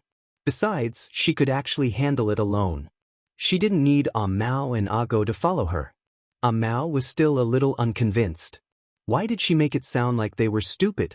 The fruits were pulled away, and the villagers followed along. The hooligans in the crowd followed a few steps and walked in another direction when no one was paying attention. Mao and the other 2 snorted and followed behind silently. When they arrived at a remote and uninhabited place, the 3 of them instantly ran forward and surrounded them. The hooligans were still a little confused. They looked at Mao, who was standing at the front, in confusion. They frowned and shouted, "What are you doing? Do you want to fight? What are you talking about?" Tong Shuitao walked over from behind and looked at them with disdain. As soon as they saw her, the hooligans immediately understood, and a trace of fear flashed across their faces. The next moment, they turned around and ran. They were smart enough to split up out. However, Mao had brought Go along. 3 people against 6 people, 2 each. "Tell me, why did you come to our village? Are you trying to take revenge on me?" Tong Shuitao asked. The hooligan leader shook his head like a rattle drum. No. We were just passing by." "Do you think you're a fool, or do you think we're fools?" Mao slapped his head hard. "Tell me the truth or I'll hit you. I really didn't want to take revenge. You guys are so powerful. Do we dare? We just saw that there were a lot of fruits shipped over and wanted to steal some." The others quickly nodded. Mao sneered. "If you want to steal the fruits, you should have followed the carriages. Why did you run out alone?" Tong Shuitao said, "I think they're here to take revenge on us. When we left yesterday, you guys even glared at us. Your gazes were fierce. There must be a conspiracy. Then let's fight."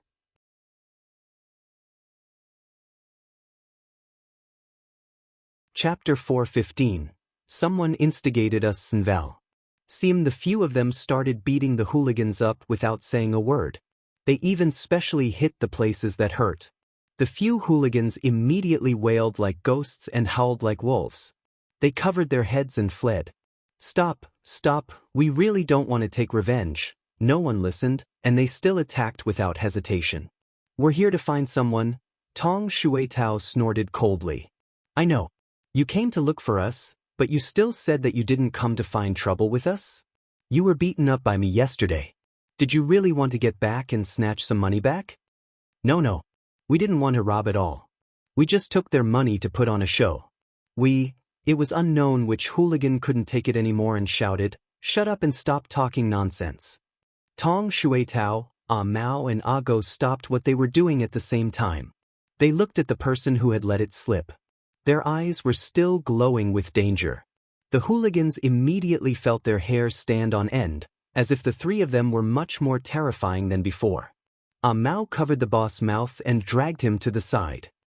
Go and Tong Shueitao blocked the rascal who had let the cat out of the bag and asked with a bloody expression, "You took someone's money and pretended to rob us, right? Tell me, who paid you?" The leader of the hooligans was whimpering when Mao punched him so hard that he vomited. This scene frightened the gangster so much that he didn't hesitate at all. He confessed while trembling, "It's that Jiang guy. The man who was with you yesterday, really. Otherwise, why would we come to Yongfu village? It's all because we were beaten up yesterday. In the end, we didn't see him at his house, so we came to Yongfu village to find him." Tong Shueitao was stunned. She looked at the sincere hooligan in shock. "Are you serious?" "Yes, absolutely." That person nodded hurriedly. Tong Shueitao frowned, feeling that it was unbelievable. Jiang Yongkang looked very refined. When he spoke to them, he had always been soft-spoken and patient. If they did not know his family situation, anyone who saw him for the first time would think that he was a scholar or a teacher. Although Tong Shueitao did not like people who spoke gently, she still felt that the other party was a very good and friendly person. But now, someone was telling her that this person had colluded with hooligans to rob them? She looked at the hooligan. Why would he do that? How would I know? The hooligan wanted to cry. He wants us to block your way and wait for him to call for help. Then we'll run away in fear. That's all. The cats and dogs looked at each other. Was he trying to save the damsel in distress? "Three heroes, I've said everything I know. Can you let us go? We really didn't want to take revenge on you. We can't take revenge on you all." After witnessing Tong Shueitao's martial arts, no matter how ignorant they were, they wouldn't rush to find trouble. Wasn't this asking for death? Tong Shueitao frowned and kicked his butt. Get lost, get lost. Don't let me see you again, or you'll be unlucky." The few of them hurriedly stood up and helped the boss, who had vomited until his face was pale, run away. "What does that Jiang guy mean?" Go asked. Mao didn't know either. He glanced in Jiang Yongkang's direction and said, "Let's go back first and ask Miss and young master how to deal with this." The two of them nodded and quickly ran towards the Gu family.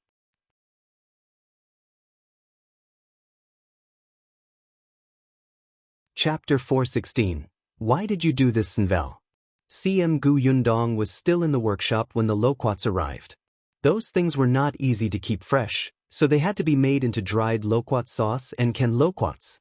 The assignments of the workers had already been explained the day before. Now, everyone was in their positions. They washed the fruits, tore off the skins, removed the cores, dried them, and steamed them. Everyone was busy. The clay pots that Gu Yundong had asked Shao Qingyuan to order 2 days ago had arrived early this morning. There were already hundreds of clay pots. When the time came, these clay pots would be packed with gauze, grass cakes, bamboo leaves, mud, and other meticulous seals. They would be canned food in ancient times. She even got the family who made the clay pots to carve Gus at the bottom of the clay pot. She had specially asked Yunshu to ask Qin Wenjing for the word Gus. The handwriting was strong and unique, so it was really difficult to fake. When she sold the cans later, she could still recycle the containers. She could get the customers to wash them clean and return them. Then she could refund them for 5 copper coins or something. She had to use them sparingly. As she thought about it, she brought Tong in to look at them one by one. If she encountered any problems, she would stop and say a few words.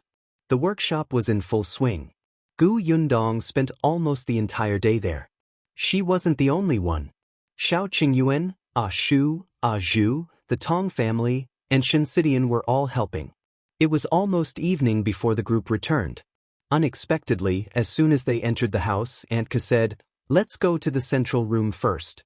Shui Tao has something to tell you." Gu Yundong was slightly taken aback. Seeing the serious look on Aunt Ke's face, she felt that it was not a small matter. Why didn't she look for me at the workshop? I stopped her. It's your first day of work, so there are a lot of things to do. It's not a serious matter. If she meets you, it'll cause trouble for you. She can talk to you when you come back. Why did you look like that if it wasn't something serious? Gu Yundong was very puzzled. As soon as they entered the house, Tong Shui Tao immediately stood up. Mississippi. Gu Yundong took the water from Shao Qingyuan and gulped down 2 mouthfuls before sitting down. Tell me, what is it? Tong Shui Tao told her everything in detail. Shen was the most surprised. She found it unbelievable. Did Uncle Jiang really pay them? Tong Shui Tao nodded, then felt a little vexed.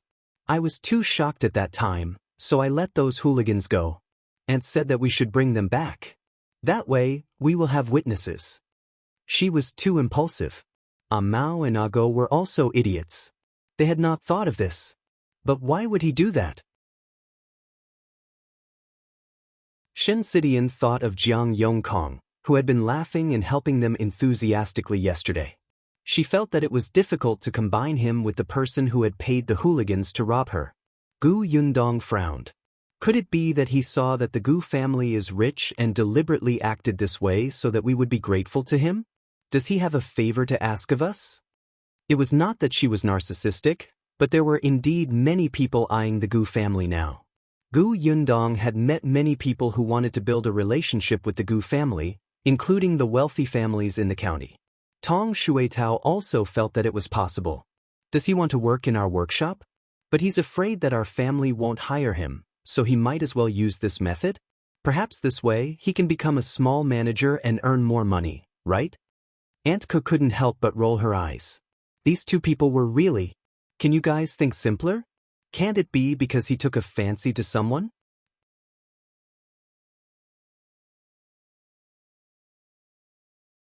Chapter 417. Jiang Yongkang is here. Zenvel. CM Gu Yundong and Tong Shui Tao looked up at the same time. Who is it? Aunt Ke pouted to the side. Everyone followed her gaze and looked at Shen. Shen was also stunned. She pointed at her nose. Me? How is that possible? Why not? Isn't saving a damsel in distress usually for the sake of the beauty? Think about it, didn't he help you the last time by the river? He was also the one who pointed you in the right direction when you went to town to sell embroidery. He even accompanied you all the way to finish everything. Aunt Ke spoke with great experience. Shen still found it unbelievable. But Auntie and Shui Tao were with me yesterday. Why couldn't he have taken a fancy to them? Shui Tao is just a little girl who hasn't grown up yet. She's still heartless and slow when it comes to relationships. What Aunt Ke did not say was that she was now a servant. Even if Jiang Yukong had taken a fancy to her, he should not have made his presence known in front of Gu Yundong. It was more appropriate to ask Gu Yundong for her. Tong Shui Tao was still a little unconvinced when she heard this. What did Aunt Ke mean by she hadn't grown up yet? She was even a year older than Mississippi. However, on second thought, it was better for her not to grow up if Jiang Yongkang might take a fancy to her. Aunt Ke continued, as for your aunt, let's not talk about anything else. She's a married woman with children. Now, she's even more ignorant about relationships. Even if the hero who saves her in distress accidentally dies in front of her, she probably still doesn't understand what he wants to do. What he said made a lot of sense. However, Shen still felt that it was unlikely. But he already has a grandson. He's a generation older than me. For some reason, Shen felt a chill. Aunt Ke snorted coldly. It's precisely because he's old and feels that there's not much hope that he used such a method. She looked so confident that everyone actually thought that was the case. However, Shinsidian wanted to cry. She had no feelings for Jiang Yongkang at all. I still don't believe it. Why don't we go and ask? How? Enka asked. Tong Shueitao was eager to give it a try. Let's fight it out. Let's not talk about anything else. Just yesterday, he colluded with a few hooligans to rob us. That's enough for us to come knocking on his door to reason with him. Her mother, Madame Jiang, couldn't help but reprimand her. Don't mess around. Why are you shouting about beating and killing all day long now? You have to have a reason to come knocking on his door. You've let those hooligans go. What if he doesn't admit it? Tong Shueitao was a little depressed. Madame Jiang glared at her again. Miss hasn't even said anything. Only then did everyone realize that Gu Yundong had been silent. Shao Qingyuan could not help but ask her, "What are you thinking about?" Gu Yundong pursed her lips. She was thinking about Aunt Kes' words. Actually, she had already found it strange when she saw Jiang Yongkang previously. According to Aunt Ku, before they returned to Yongfu village, she had only seen Jiang Yongkang twice in more than a month. However, they had only been back for a few days, but they bumped into him every other day. This was too frequent, especially since the Gu family was at the foot of the mountain and they had little contact with the other locals in the village. Moreover, he was very warm-hearted, and this warm-heartedness would not make people feel uncomfortable. It would make sense if he had taken a fancy to Shinsidian. A thought suddenly flashed across Gu Yundong's mind, but it was too fast for her to grasp it. Just as she was about to think about it, Mao ran in and said to everyone, "Jiang Yongkang is here. He's just outside the door. Miss, should we let him in?"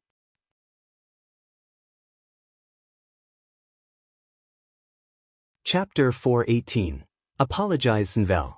CM Gu Yundong sat up straight. Let him in.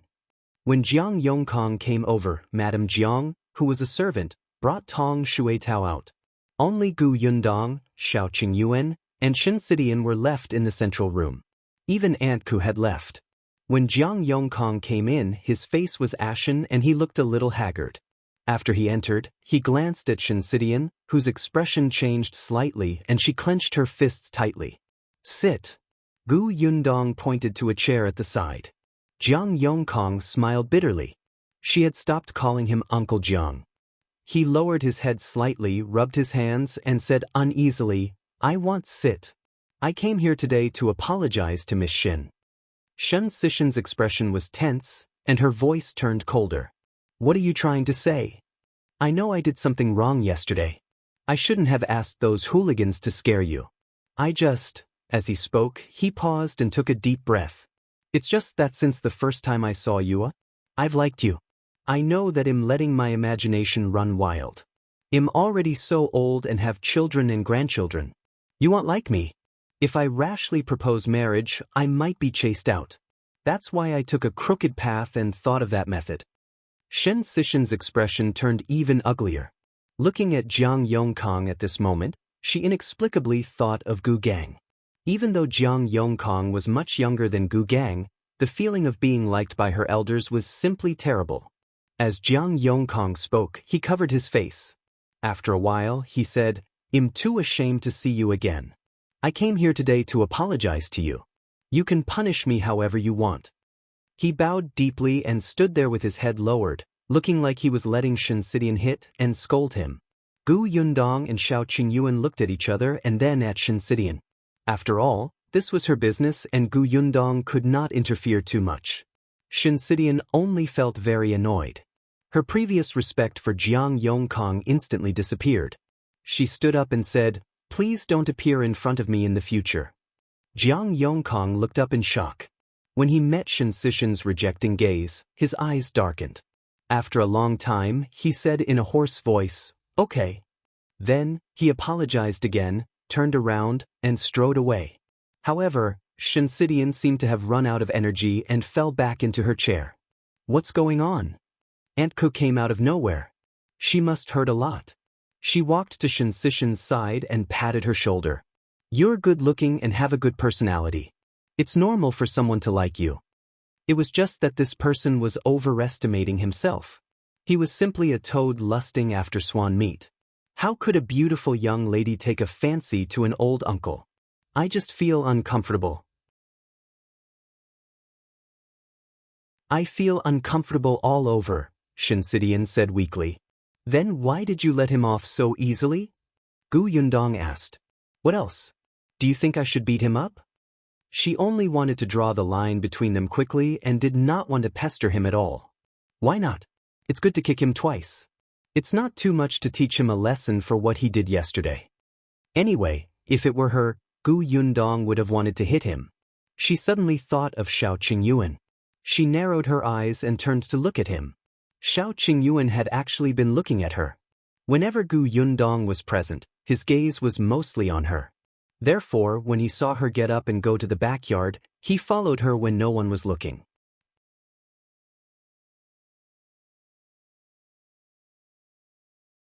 Chapter 4:19. The two children want return today's Nvel. As soon as they reached the backyard, he couldn't help but hold her hand. It seemed that ever since they held hands last time, Shao Qingyuan would always think of ways to hold her hand. Yundong looked down but did not take her hand back. She just glanced at him with a faint smile. I suddenly remembered something. What is it? Shao Qingyuan felt that her small hand was especially smooth and tender. Holding it made him feel satisfied and he couldn't bear to part with it. Tell me, did you also play some tricks? For example, 3 wild boars turned into 2. You clearly had money, but you didn't eat well or wear good clothes. Did you deliberately appear in front of me frequently? Shao Qingyuan's face tightened, and he stopped kneading her hand. He looked up and met her raised eyebrows. His voice lowered slightly. That was a legitimate, small trick. Jiang Yongkang's was illegitimate. I didn't expect you to be such a scheming man. The corners of Shao Qingyuan's mouth tightened. You hate it. Hate it? Not really. She was even a little happy. This man, who had tried all means to attract her attention, had actually satisfied her little vanity. Yundong, you're a white lotus who is so pretentious after taking advantage of him. I despise you 10,000 times. After despising herself, Yundong threw the thought aside. Shao Qingyuan acutely sensed the change in her emotions, especially when he saw the corners of her mouth curl up slightly. He suddenly heaved a sigh of relief. He held her hand tightly and pulled her into his arms. Yundong's nose was instantly filled with his scent. She heard his low voice. I won't do anything that might hurt you. It was impossible to find some hooligans like Jiang Yongkang did to fulfill his dream of saving the damsel in distress. What if they scared her? Yundong's smile widened. Of course. Shao Qingyuan was many times better than Jiang Yongkang. Cough, cough. Suddenly, light coughs came from the side. Yundong and Shao Qingyuan turned around at the same time and saw Aunt Ku standing at the entrance of the courtyard with a look of disdain. You're not married yet. Control yourselves. Shao Qingyuan was a little angry. He had only hugged her for a while. Yundong suddenly hugged his waist tightly before letting go. Then, under Shao Qingyuan's smiling gaze, she looked at Aunt Ku and asked, What's the matter? Aunt Ku pointed at her and snorted. Father Tong is back. He said that Yunshu and Yuanji won't be back today. What is it? I think a classmate invited them over as guests. They'll stay for the night, Aunt Ku said. Actually, in the past 6 months, Yunshu has been to several of his classmates' houses. It's just that you hadn't returned yet. He hasn't invited his classmates to his place yet. I heard that it's Yunshu's birthday in a few days. Should we invite his classmates over as guests? Yundong was stunned. Birthday? Damn it, she had almost forgotten. Not only did she not remember Yunshu's birthday, but she also did not remember her own. In her previous life, she grew up in an orphanage and did not even know the exact date of her birth. The date on her identity card was random. Hence, she had never celebrated a birthday since she was young. Occasionally, when she saw those scenes on television, she would vaguely remember that there was such a day that belonged to her. If she had a sudden impulse, she would treat that day as her birthday and make a small cake to eat alone in the apartment. Now that she had a family in this life, birthdays seemed to have become especially important. She recalled carefully and secretly heaved a sigh of relief. Fortunately, other than Yunshu, her family's birthdays were in the second half of the year.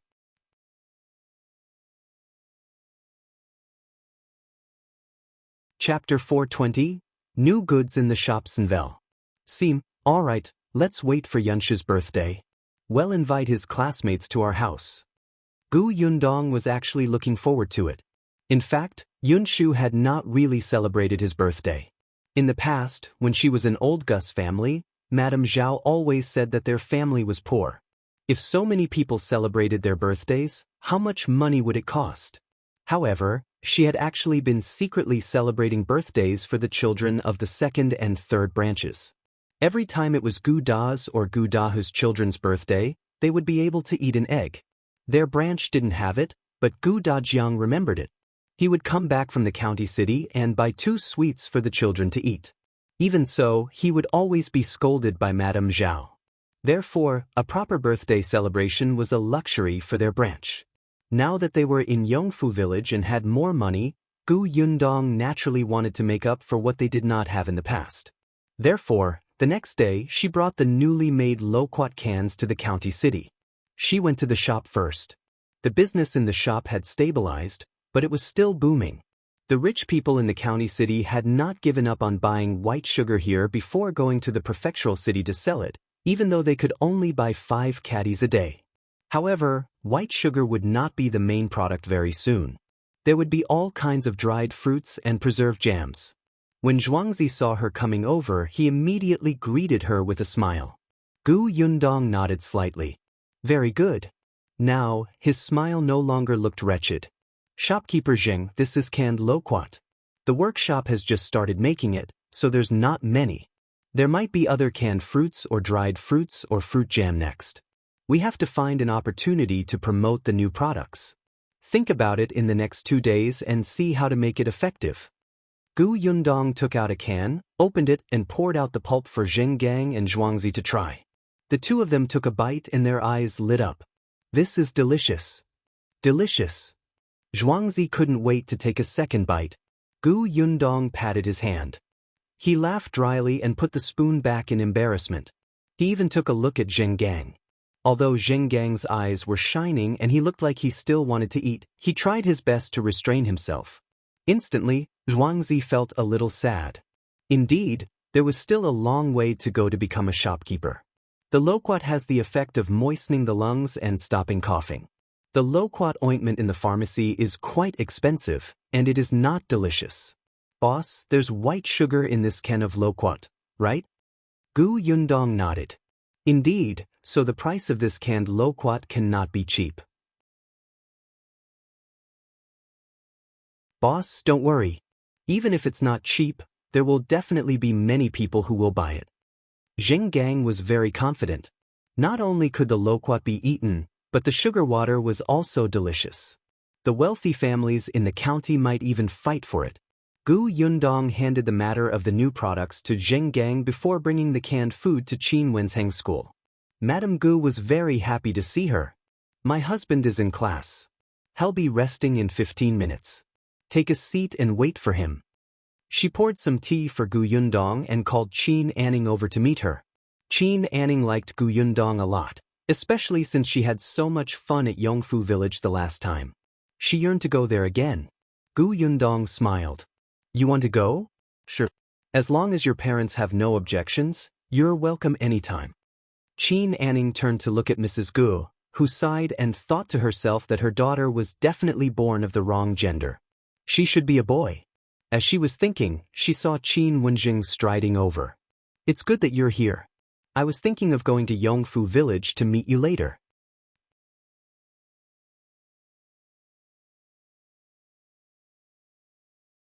Chapter 421.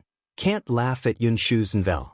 Sim Gu Yundong asked, Are you looking for me? Yes, come with me to the study. Gu Yundong stood up suspiciously and followed Qin Wenjing. When she reached the study, she saw him take out 2 letters. One of them had been opened, and the other was still intact.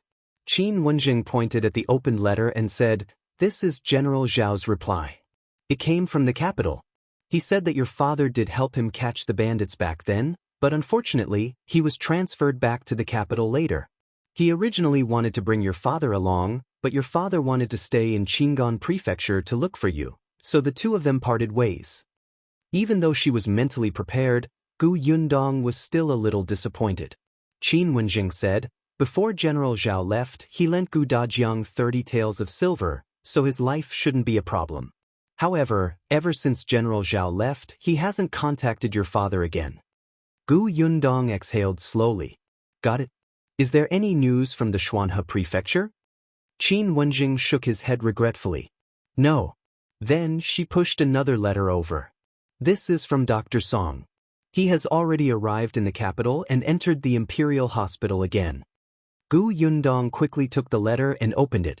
Song Dijiang's letter was also very simple. He said that he had entered the Imperial Hospital and had also searched the Imperial Pharmacy. Unfortunately, there was no Baimuzi. However, he had heard from another Imperial physician in the Imperial Hospital that there seemed to be one in the warehouse of the Wanqing Prefecture. If it was convenient, she could see if she could buy it. A smile appeared on Gu Yundong's face as she became slightly excited. Qin Wenjing took a sip of tea. Seeing this, he couldn't help but raise his eyebrows. But, is there good news? Gu Yundong nodded repeatedly. Yes, Dr. Song said that there is Baimuzi in Wanqing Prefecture. So, you plan to go to Wanqing Prefecture personally? That's right. You're really good at traveling. How long have you been back? Qin Wenjing muttered. When are you preparing to set off? After Yunshu's birthday in a few days. Speaking of the birthday, Gu Yundong suddenly remembered her business here. She put away the letter and asked Qin Wenjing if she could invite Yunshu's classmates to Yongfu village. Qin Wenjing did not care. We'll have to ask the other students. He got someone to bring Gu Yunshu and Bian Yuanji over. The two of them were puzzled at first until they saw Gu Yundong and heard that it was about his birthday celebration. Gu Yunshu almost jumped up. He could even get all his classmates to go to his house. He could not wait to run back to the school and hurriedly invited everyone. After everyone agreed, he ran back to Gu Yundong. The students in the school waited for him to leave. Among them, more than 10 of them had strange expressions. Jiang saw this and called all of them out. He walked to the side and said in a low voice, Yunshu invited us out of goodwill. This time, we can't be as rude as when we visited the Qingyuan family last time. Everyone nodded. We want. I really didn't do it on purpose last time. It was my first time going to a village. I didn't know that the house was so dilapidated, so I let it slip. This time, I won't make a fuss and hurt their self-esteem. Yes, we know what we're doing. These 10 or so people were all students from the county city, and 2 of them were from the prefectural city. After all, Qin Wensheng's reputation was not well known. Most of the people who knew of his achievements were from the county city. However, these children had almost never been to the villages below. The one who had left the deepest impression on them was Gao Chengying's family. In the end, they did not pay attention and said something embarrassing.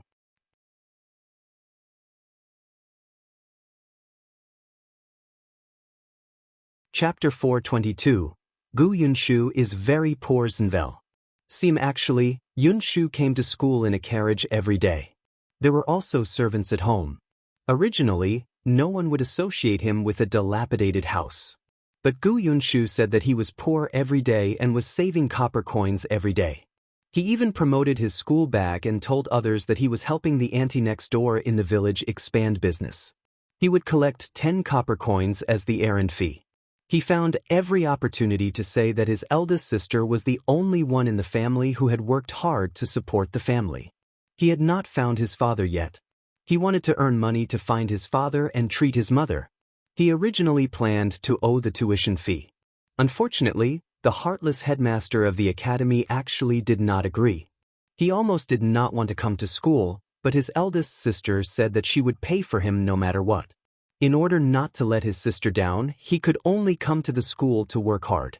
Back then, Gao Chengying had also said that their family's conditions were not good, but the poverty that everyone imagined was completely different from what they had really seen. After such a huge shock, coupled with Yunshu's repeated emphasis, these young and inexperienced students naturally felt that Yunshu might be the poorest child in their school. It was too pitiful. Her elder sister was a heroine.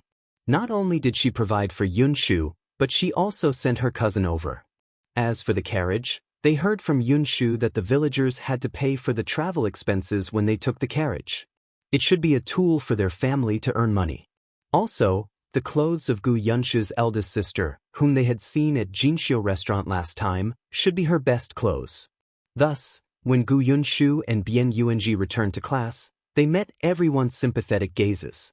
Yunshu was speechless. Why did everyone look at him differently after he was gone for a while? Could it be that they had some thoughts about him? Xiaoyu even walked up to him and patted his small shoulder heavily. He said, "Yunshu, actually, we don't have high requirements for food and accommodation. For your birthday, longevity noodles are enough." Gu Yunshu thought about it and nodded in agreement. "Yes, I didn't even have eggs in the past. This is my first birthday celebration. I can finally eat longevity noodles." At the thought of this, he couldn't help but swallow his saliva.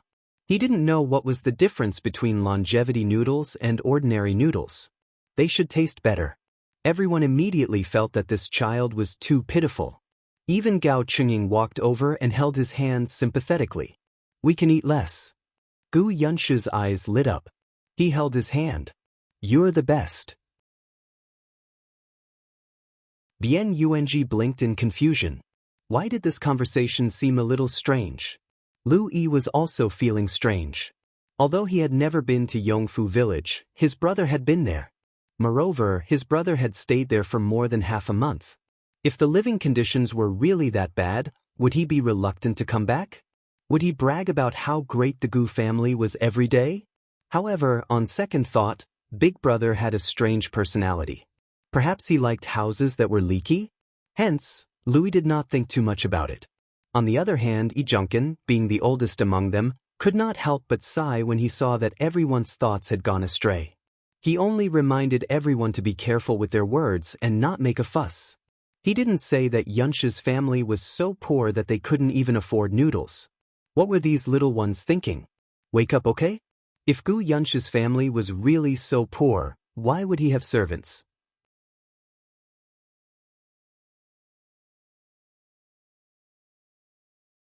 Chapter 423. I'm afraid you don't want to live anymore B0 Zenvel. Sim Gu Yundong did not know that Yunshu had done such a thing in school. She thought that since it was her brother's classmates' first visit here, she naturally had to treat them well. She could start preparing now. Hence, after she was done with Qin Wenjing, she prepared to leave.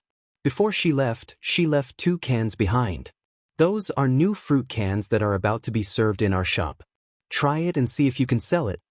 Qin Wenjing returned to his room with the cans in disdain and said to Madame Gu, "Why cans? You might as well send 2 caddies of white sugar." Madame Gu ignored him and studied the cans curiously. She opened a can and poured the pulp into a bowl.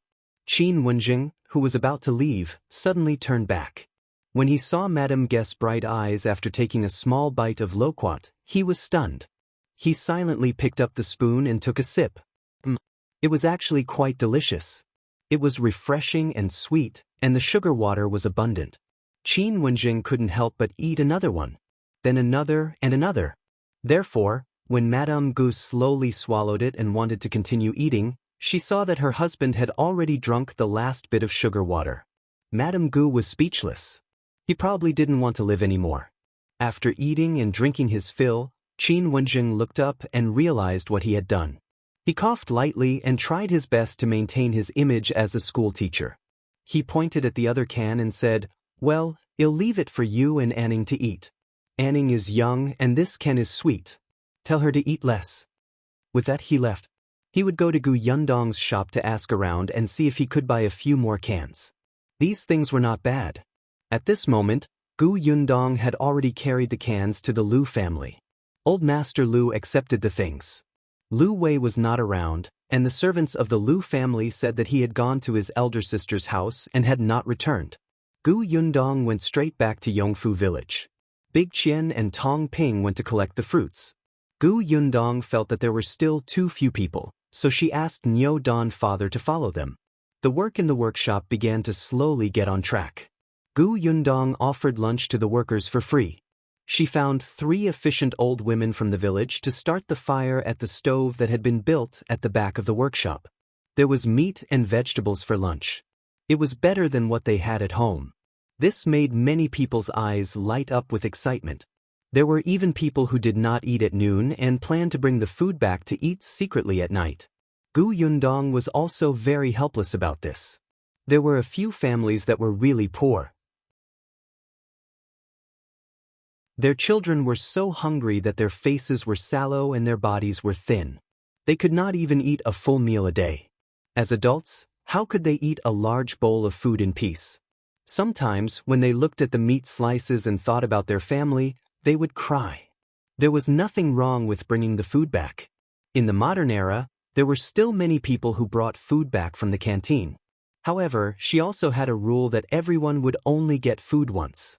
They could bring it back, but if the workers were to starve and delay their work, they would be fired.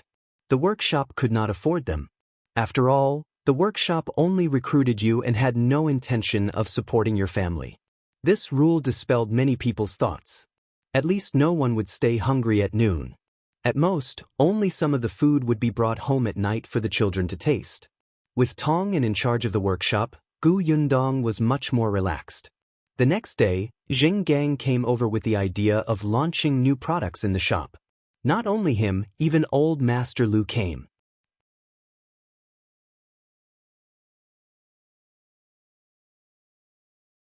Chapter 424. Planning to open a shop in the Prefectural city B0 Zenvel. Old Master Lu had already eaten the Ken yesterday. He knew that the things that this girl from the Gu family had brought were definitely not ordinary. He had come this time to discuss collaboration with Gu Yundong. Coincidentally, Yongkang's plan also had this intention. Boss, I'm thinking that the price of this canned fruit is not cheap. Most of the people who come to our shop to buy candy are servants of those families. Even if these people know that there are new things in Gus, they might not tell their master. After all, white sugar could not compare to clothes and jewelry. They would only know if they went over to try it themselves. Buying 5 caddies of sugar every day. Which rich family's young master had nothing better to do and came here every day. Moreover, these servants could not come to the master usually. Even if they knew that Gus had something called fruit cans, they could not convey it to the master in time. Yongkang had thought of sending an invitation to the various families, but that would make it seem as if he was begging others to buy his things. This did not match what the boss said, positioning? Thus, Yongkang thought of the Lu family's restaurant. Coincidentally, the Lu family and his boss had a good relationship. Perhaps it was a mutually beneficial matter. He did not expect to meet old Master Lu on the way to Yongfu village. The other party's thoughts coincided with his. Gu Yundong nodded. All right, well, do as you say. As she spoke, she suddenly turned to look at old Master Lu. Uncle Lu, I heard that you've also opened Jinshu restaurant in Xuanhe Prefecture? Old Master Lu was stunned for a moment before he laughed out loud. But, do you have enough goods here? Do you want to sell them in the restaurant over there? I want to try selling them in the Prefectural city, so that I'll be confident when I open a shop there in the future. Old Master Lu pondered for a moment. That's true. I heard from Lu Wei that you've grown a lot of fruits. The workshop will also grow bigger in the future. This county city won't be able to eat it. There are many big families in the Prefectural city, so it can be sold for a high price. Alright, it just so happens that the restaurants in the Prefectural city lack new products. Your cans come at the right time. However, you have to lower the price for me. Of course. Gu Yundong's price was 120 copper coins for a fruit can. Of course, that was the price in the county. There were at least 6 or 7 loquats and a lot of white sugar in a can. These 2 things were not cheap.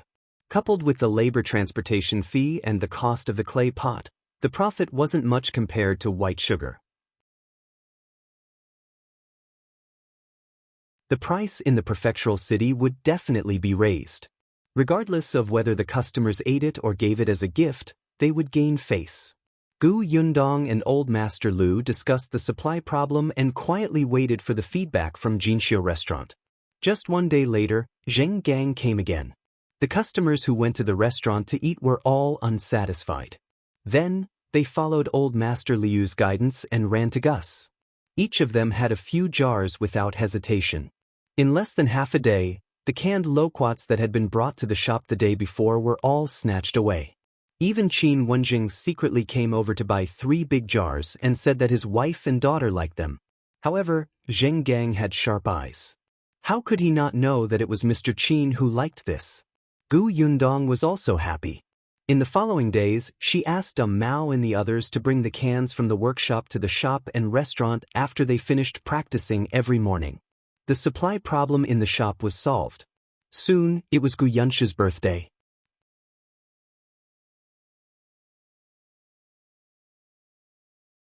Chapter 425. Classmates B0 Zenvel. The Gu family had been busy since early in the morning. They had cleaned everything inside and out. Even Zheng Jia, Zheng Yu, and Zheng Lu from the Zheng family next door ran over to help.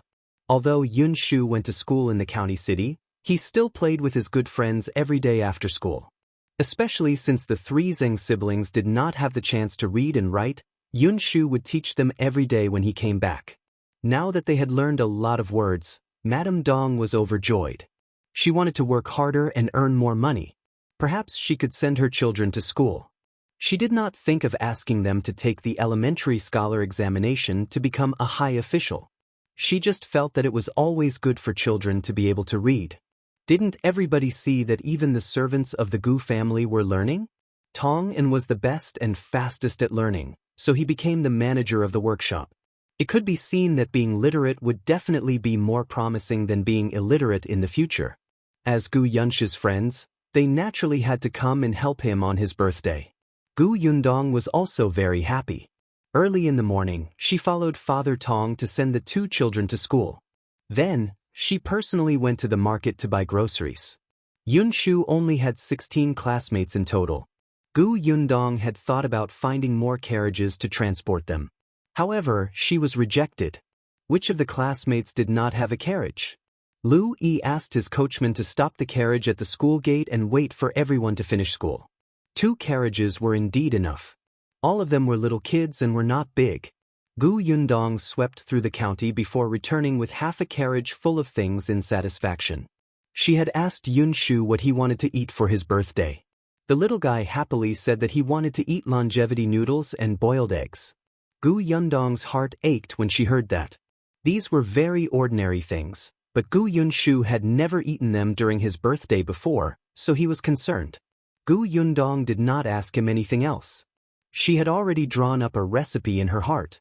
She knew how to make cakes, but there were too many people. She might have to make 2 big cakes. For this reason, she had asked around 2 days in advance to find out where cows could produce milk. When she got home, she pulled Shao Qingyuan over as a coolie and handed him a big bowl of egg whites and white sugar. She smiled and said, "It's time to test your hand speed. Stir it until it turns into white cream." Shao Qingyuan was a little stunned. What was that? But whatever Gu Yundong asked him to do, he would do it. It was only when the egg white slowly turned into a white cotton-like shape that Shao Qingyuan was shocked. It turned out that after stirring the egg whites for 15 minutes, it would become like this. His eyes gradually lit up as he looked at Gu Yundong. He felt that she would surprise him from time to time. The Gu family was busy. When the school knew that Gu Yunshu was going to invite everyone to his house for his birthday celebration, Qin Wenjing simply let them leave school 2 hours early. Seeing the students get into the carriage one by one, Qin Wenjing actually had the urge to follow them. However, he thought that he was their teacher and would make these students uncomfortable if he went, so he dismissed the idea. After all, he still had to protect his image. When he faced Gu Yundong, he was easily irritable. The 2 carriages entered Yongfu village one after another. Everyone had agreed in advance that they could not make a fuss, and they had to remain calm and low-key after entering the village. However, it was their first time here after all. They still lifted the curtain of the carriage and looked outside. Yongfu village had changed a lot in the past 6 months. but most of the houses still looked very dilapidated.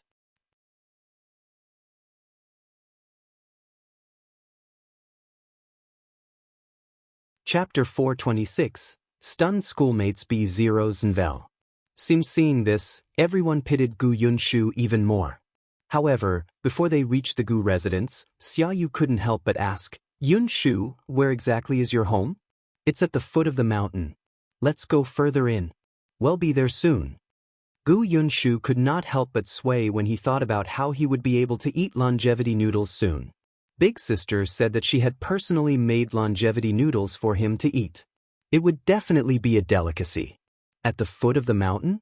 Even people like Gao Qingyuan, who also lived in the countryside, could not help but pity him. The foot of the mountain was the worst position in the village. The houses of the poorest families in their village were all at the foot of the mountain. Gu Yunshu did not see their expressions at all. He was still imagining his longevity noodles. Finally, the carriage slowly came to a stop. The people in the carriage looked at each other. When they saw Gu Yunshu get out of the carriage, they stepped off the stools one by one. Then, they widened their eyes and looked at the green brick house in front of them in shock.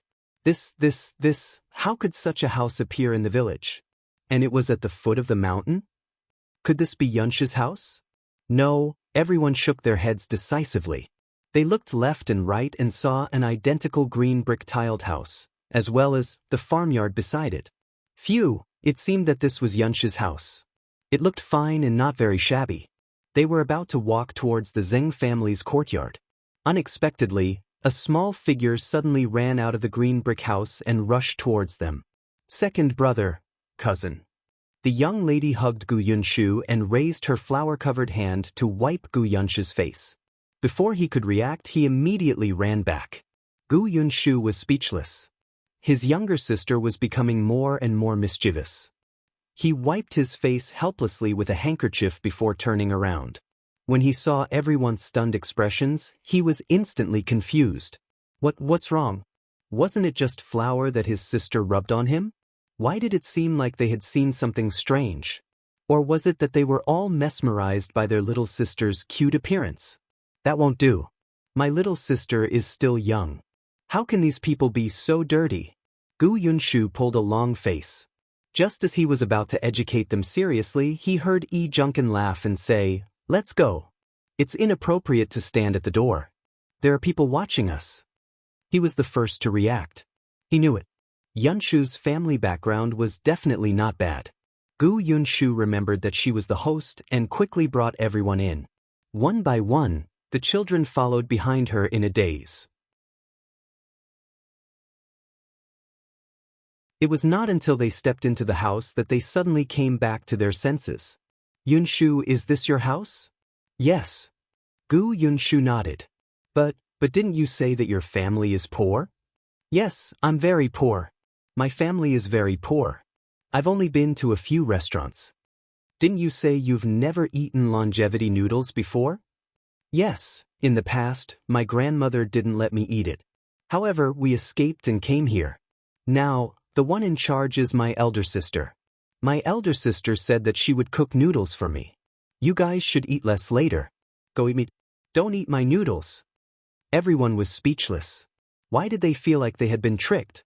They were furious and wanted to criticize him, but they realized that everything seemed to be their imagination. No, Gu Yunshu's perception of poverty was untraditional.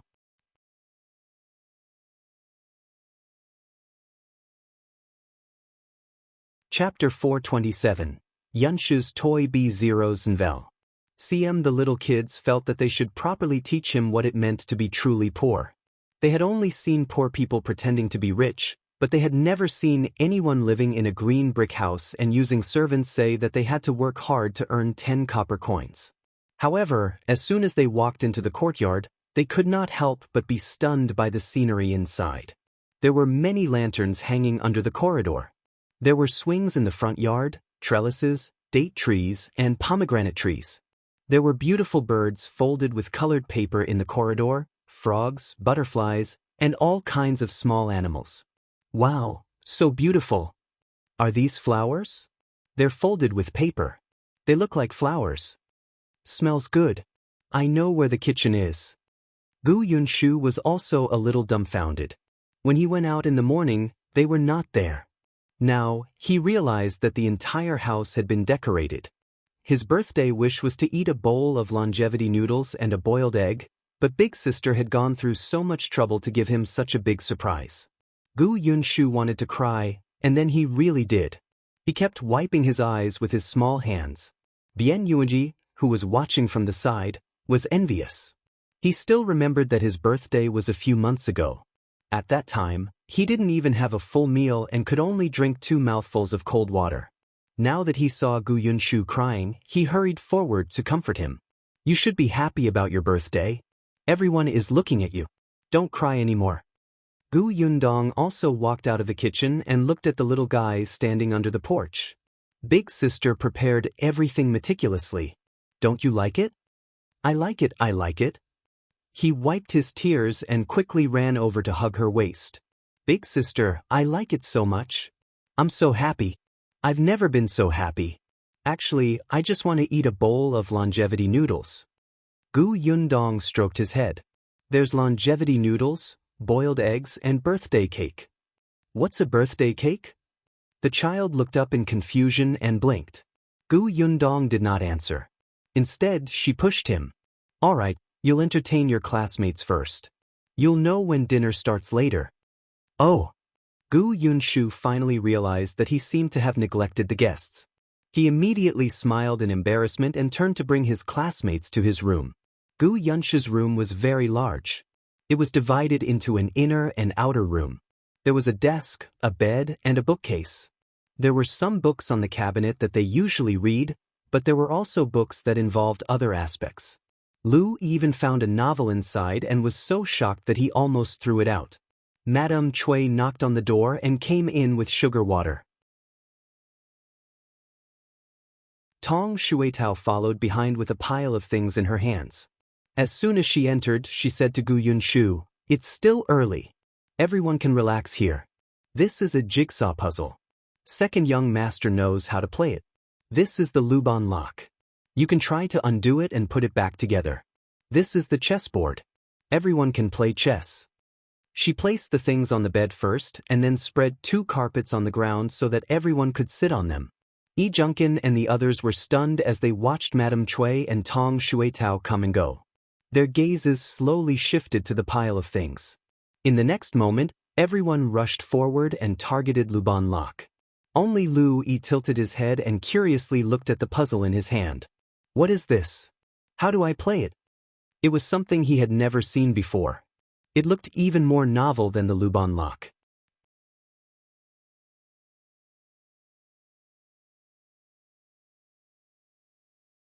Chapter 428. So much food B0s and Vel. CM Yunshu walked over and took out one of the puzzle pieces. He placed it on the bed and took out a piece of paper. He said to Lu, "Look, this is a picture. The person on this picture is me." This picture was drawn by Yundong. It was a small picture of Yunshu with a big head and a small body. He looked exceptionally cute. Yunshu was very proud. He straightened his back and introduced, "You have to put all the pieces of wood together to make me. Isn't that interesting?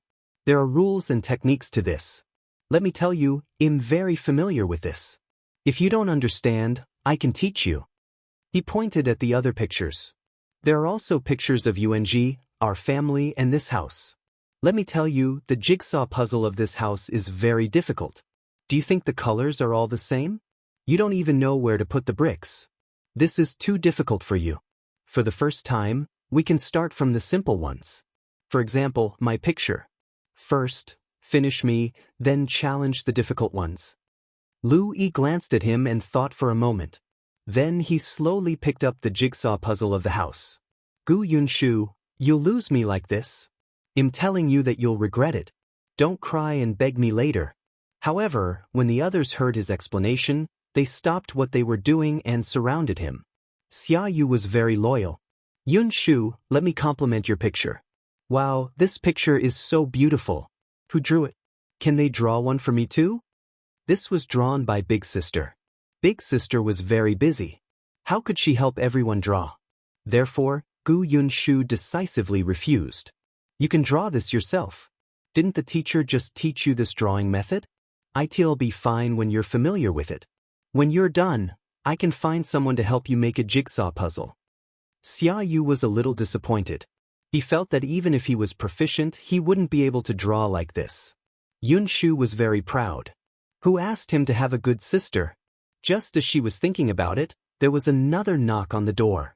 This time, it was Tong Shuetao who came in. The moment the door opened, a fragrance wafted in crazily. The little kid's gazes focused on the tray in Tong Shuetao's hand almost at the same time. She walked over with a smile.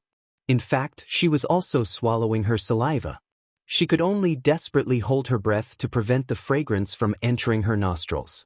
Our miss said that there's still some time before dinner. She's afraid that everyone will be hungry, so she wants you to eat something first. She placed the tray on the table. This is fried chicken drumsticks, chicken wings, fries, and chips. You can eat them with this sauce.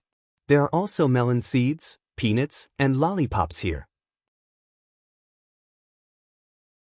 If you want to eat sweet food, there are canned loquats, canned peaches, and dried fruit.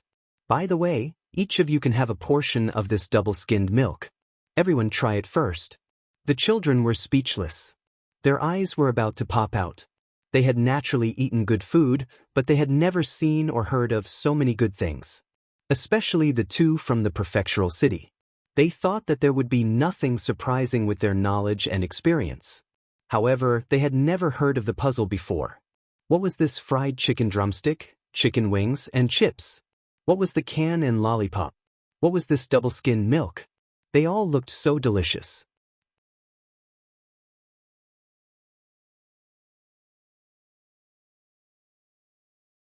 Chapter 429. Happy Birthday B0 Zenvel. Siem there was actually not much food. The children ate a little to stop their hunger. Gu Yundong knew that most of the children in the future liked to eat KFC. It was fine to eat it once in a while if it was hygienic. Tong Shuetao put down the things and left. The children gathered around the table and began to sniffle. Smells good. I'm sure it's good. Yunshu, can we eat? Gu Yunshu was also stunned. He had eaten cans and lollipops. Eldest sister had also fried chicken drumsticks for him to eat, but what was this double-skinned milk? However, he was the host. He immediately nodded and said seriously, "Of course you can eat. Everyone, don't stand on ceremony. Just make yourselves at home." The kids thanked him one after another. Then, the eldest, Yongkang, handed the food over one by one. They took a mouthful of double-skinned milk. Oh, it was smooth and fragrant. How could there be such a delicious thing? Everyone's eyes lit up. By the time they came back to their senses, they had almost finished it and were instantly embarrassed. Yunshu called everyone over to play and even went out to bring Zheng Jia and Zheng Lu in. The two of them were still a little timid in front of the students from the school. They stood in the corner and did not dare to speak. Fortunately, Yongkang saw the desire for knowledge in their eyes. He became a little teacher and excitedly taught them how to read. Later on, Nyodan also came over. He was still studying in town and his school hours were late. Yunshu had always had a good relationship with him. They often practiced calligraphy and studied together after returning home. Especially after Chen Liang's eldest son returned, there was an additional family in the house. Occasionally, there would be a commotion. Nyodan was impatient and would go to Yunshu's house to study together most of the time. The Gu family's house was huge, and Yunshu's study was even more spacious. The lighting was also good. In addition, he had a good friend with him, so it was easier for him to learn here. At this moment, Yunshu's room was very lively. Everyone was playing games that they had never played before. They ate snacks that they had never eaten before and felt as if they had sublimated. They had originally wanted to educate Yunshu about poverty. Now that they had eaten his food, it was not appropriate for them to speak. However, Yunshu was really blessed to have so much delicious food. After more than an hour, Gu Yundong finally let everyone out for dinner. In fact, they were already half full after eating the snacks. However, when they smelled the fragrance coming from the flower hall, they could not help but swallow their saliva. The sky had already darkened slightly, and the lanterns under the corridor had been lit. They were indescribably beautiful. Yunshu walked in front, followed by more than 10 classmates. He actually had the aura of a boss, if he had grown a little taller. As soon as they entered the reception hall, they saw Yundong holding a strange, beautiful, and sweet thing in his hand. There were 6 thin candles on it as she slowly walked to his side. Yunshu, happy birthday. Happy birthday, Ah Shu. Second brother, happy birthday. 3 voices rang out one after another. Through the hazy candlelight, Yunshu looked at his eldest sister, mother, and younger sister standing in front of him. His heart suddenly swelled.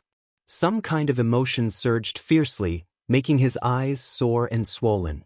In his mind, he could not help but think of last year's birthday. Because his father had stuffed a sweet into his mouth and second aunt had seen it, he had been scolded by his grandmother for the entire day.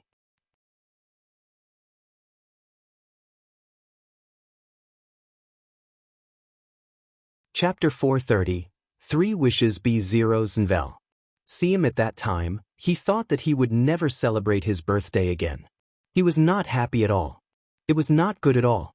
But looking at the smiling faces of the 3 closest people in front of him, Yunshu suddenly choked. Yundong quickly handed the cake in her hand to Shao Qingyuan and squatted down to rub his head. Everyone is looking at you. You can't cry. Big sister, I am. He thought that he only needed to eat a bowl of longevity noodles. He did not expect Big Sister to put in so much effort. He was really happy. Big Sister, you're so good. I'm so happy to be your younger brother. Yundong was also very happy. She still remembered how he looked when she first came. He was skinny and had a big head. He was obviously very tired, but he still wanted to take on the responsibility of the entire family. He wanted to cry, but he smiled at her desperately as if it was not difficult at all as long as his family was by his side. At first, Yundong thought that as long as Madame Yang and the other 2 did not drag her down, she would do her best to protect them and let them grow up safely. When did it start? She had been paying attention to the 3 of them and always wanted to give them the best. The warmth that surged from the depths of her heart seemed to have changed her a lot. She had really felt the feelings between her family and she would subconsciously repay them. I'm also very happy that you're my younger brother. She led Yunshu to a stool at the side and sat down. She took the cake from Shao Qingyuan again and placed it on the table in front of him. Then she met his puzzled gaze and smiled. This is the birthday cake I told you about. Come, close your eyes and make 3 wishes. Then blow out the candles. Your wishes will come true. Yunshu's eyes lit up. His eyes, which had just been washed with tears, were especially lively. Really? Just make the wishes. He immediately closed his eyes obediently. My first wish is, you don't have to say it out. Fine. He made a new wish. He was very pious in his heart. His first wish was to find his father as soon as possible and have a family reunion. His second wish was for his mother's illness to be cured quickly. His third wish was for his family to be safe and happy forever. After that, he opened his eyes.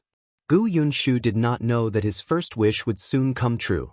Yundong saw that he had opened his eyes and was about to ask him to blow out the candles when she saw that the little girl beside him was also making a wish with her eyes closed. She immediately smiled and simply waited for her until she opened her eyes in satisfaction. Only then did she ask Yunshu to blow out the candles. The cake was sweet and rare.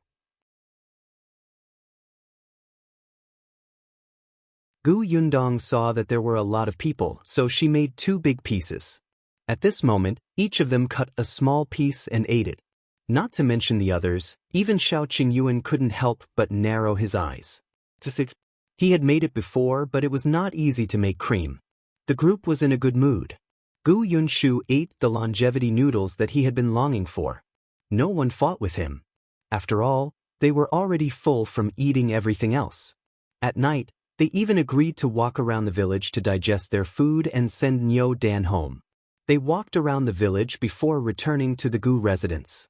Yundong arranged rooms for everyone. As everyone was small, it was not a problem for a few people to share a room. Under the warm blanket that emitted the smell of sunlight, everyone still felt like they were dreaming. Yunshu's birthday was too special. The next day, Gu Yundong prepared cans for each of Yunshu's classmates as a return gift. This time, they each gave Yunshu a gift. It was not considered expensive, but it represented their goodwill. Then, she sent them to the carriages and got someone to ride them back to school. When the carriage left and she returned to the Gu family, she saw Shao Qingyuan standing at the entrance of the Shao family's house and talking to the Zheng family's escort. He seemed to have a difficult expression.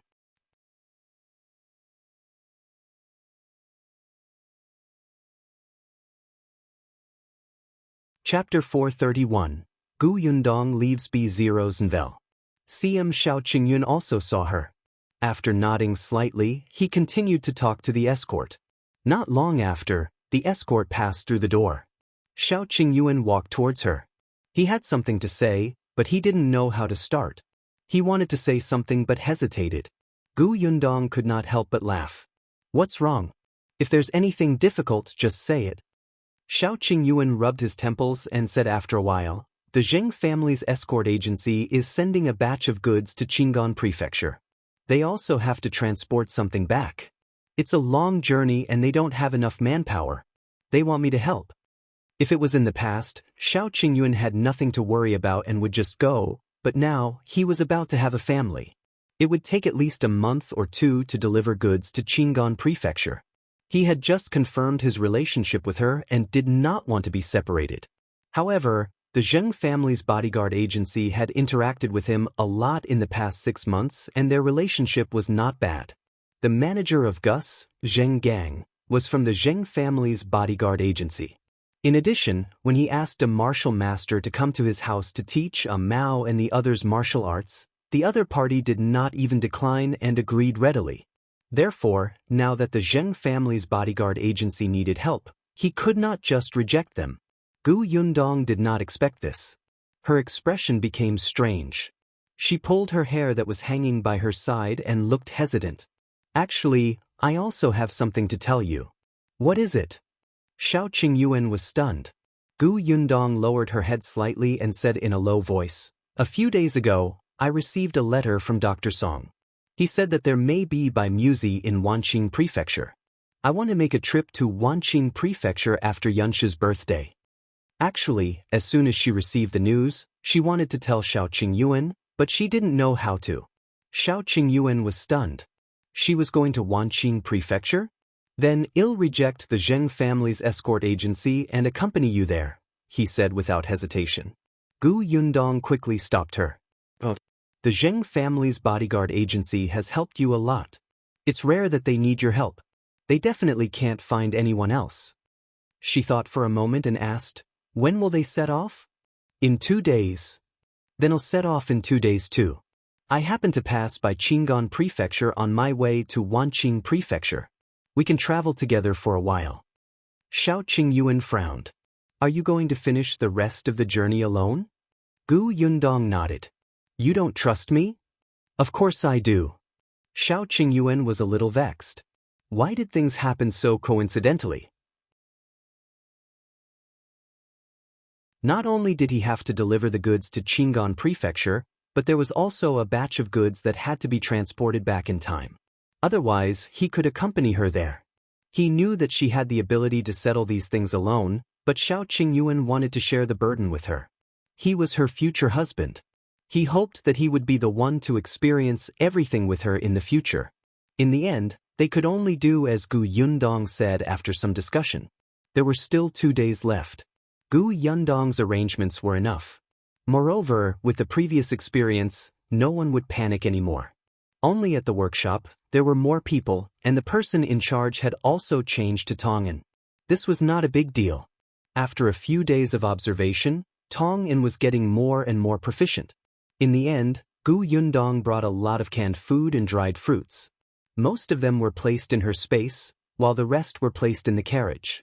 This time, under Tong Shuetao's strong request, she brought her along. Shao Qingyuan also brought Mao and Zhu along to let them see the world. The other two stayed at home. That morning, Gu Yundong got into the carriage while Madame Yang and the others reluctantly bade her farewell. She left Yongfu village. As soon as she left, someone came looking for her.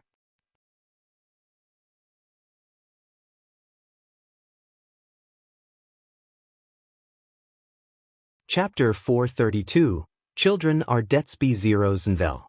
See, Madame Zhou had made up her mind to look for Gu Yundong. She did not even tell Chen Liang. But when she reached the Gu residence, she saw that Aunt Ku and the others had just turned around. Gu Yundong had already left. Aunt Ku invited her in. She shook her head, forcing a smile on her face. Aunt Ku had also heard a little about what had happened in her family recently. Seeing this, she could not help but raise her eyebrows and ask, "You're looking for Yundong for your first son, right?" Madame Zhou laughed dryly. No. Whether it's true or not, I'm afraid you have to wait for Yundong to come back first. Madame Zhou knew that Tong An was in charge of the workshop now. Tong An was a servant of the Gu family and had the right to manage it. However, he could not recruit people without Gu Yundong's instructions. She could ask Gu Yundong for help because of Gu Yundong's friendship with the Chen family, but she did not have much of a relationship with Tong, and Madame Zhou did not know what to feel. She felt vexed and relieved. She had no choice but to come over because she was annoyed by her eldest son at home. Seeing that his second son was becoming more and more promising in the Gu family, collecting fruits everywhere outside, and even buying some snacks for the children to eat when he came back, Chen Liang valued him more and more. The eldest son's life was too smooth sailing in the past. After the work in town was gone, he came back and was laughed at by many people. Especially when he was working in the fields, his energy was not even comparable to hers. He could even knock his feet with a hoe. He was not someone born to do this at all. In addition, his wife was not someone who could endure hardship. Every day, she would complain that she was tired even when cooking. When feeding pigs and chickens, she despised the dirt. For this, the second daughter-in-law's face darkened. As for their son, he was also studying in town now. He was 2 years older than Niu Dan and lived in his grandfather's house. He was quite obedient. The atmosphere in the house was getting tenser and tenser. The two brothers even quarreled yesterday. This had never happened before, which made Madame Zhou anxious. She wondered if she could ask Gu Yundong for help. After Madame Zhou left, Aunt Ke shook her head. Fortunately, she did not have any children. Otherwise, she would still have to worry about them when she was old. Looking at Madame Zhou, she used to be so energetic. Her eldest son had only been back for a few months, but she looked like she had aged a few years. Aunt Ke shook her head and turned to enter. Gu Yundong had already followed Shao Qingyuan to the Zheng family's bodyguard agency. This was her first time here. The Zheng family's bodyguard agency was indeed not big and there were not many escorts, but all of them were energetic and seemed to be loyal. Shao Qingyuan had said 2 days ago that Gu Yundong would travel with them. Hence, no one was surprised to see Gu Yundong. Moreover, because Yongkang was the shopkeeper of Gus, Yongkang's wife warmly served her tea and brought out the snacks she had made for her to eat. Gu Yundong had met her before. Previously, during the New Year, Yongkang had brought her to Yongfu village to celebrate the New Year. She was a straightforward and generous aunt. The people from the escort agency were all preparing outside. The team would set off after 7 o'clock. Gu Yundong chatted with Yongkang's wife in the hall for a while before walking leisurely to the courtyard. She watched as everyone carried the things to the carriage. She moved closer to Shao Qingyuan and asked, "What are you bringing to Qingyuan Prefecture this time?" Shao Qingyuan's expression was complicated as he looked at the carriage in front of him in silence. After a long time he said, "What?" Gu Yundong was about to ask something when she heard a familiar voice outside.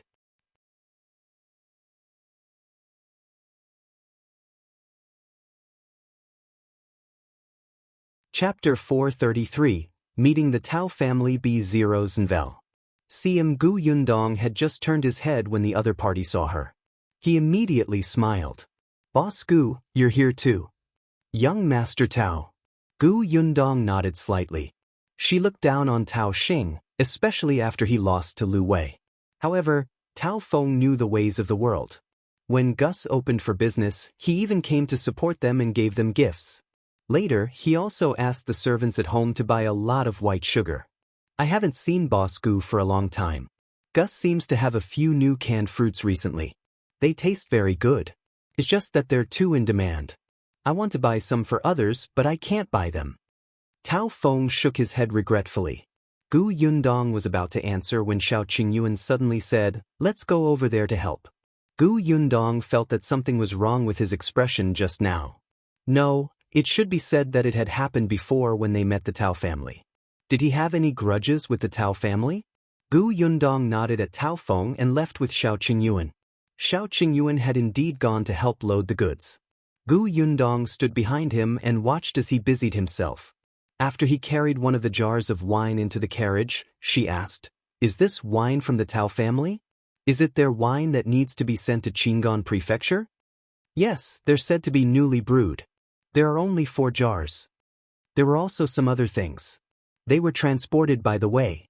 The most important merchandise was only 4 jars of wine from the Tao family." Gu Yundong tilted her head and asked him with a smile, "You know the Tao family?" "I don't know them." Shao Qingyuan turned around. When he saw her tilt her head, he actually felt that she was a little cute. The gloom in his heart just now was suddenly swept away. He couldn't help but look around. When he saw that no one was looking in his direction, he took her hand. He gently rubbed it twice before saying, "About the Tao family? I haven't thought of how to say it yet. I'll tell you in the future." Gu Yundong glared at him.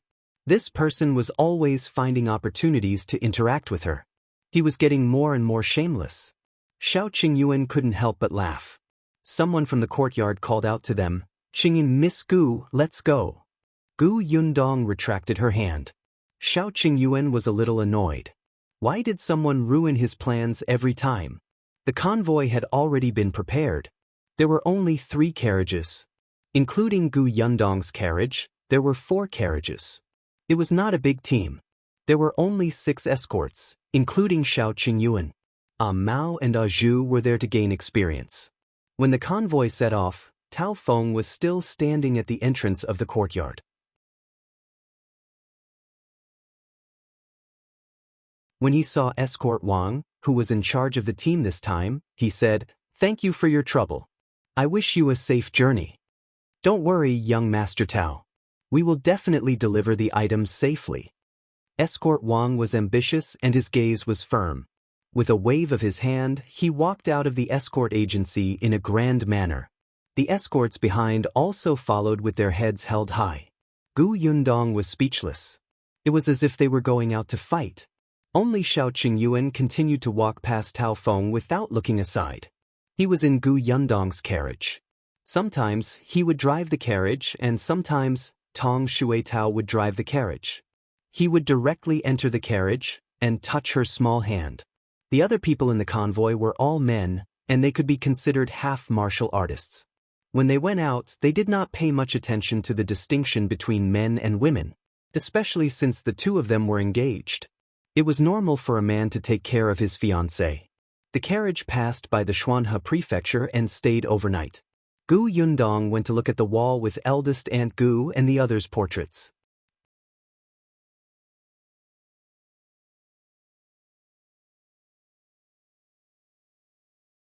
Chapter 434. Not Good B0s Nvel. Seeing that there were several notices blocking the portraits, Gu Yundong frowned slightly and reached out to tear them off and paste them to the side. Later on, she even went to Aunt K's house and asked the neighbors nearby.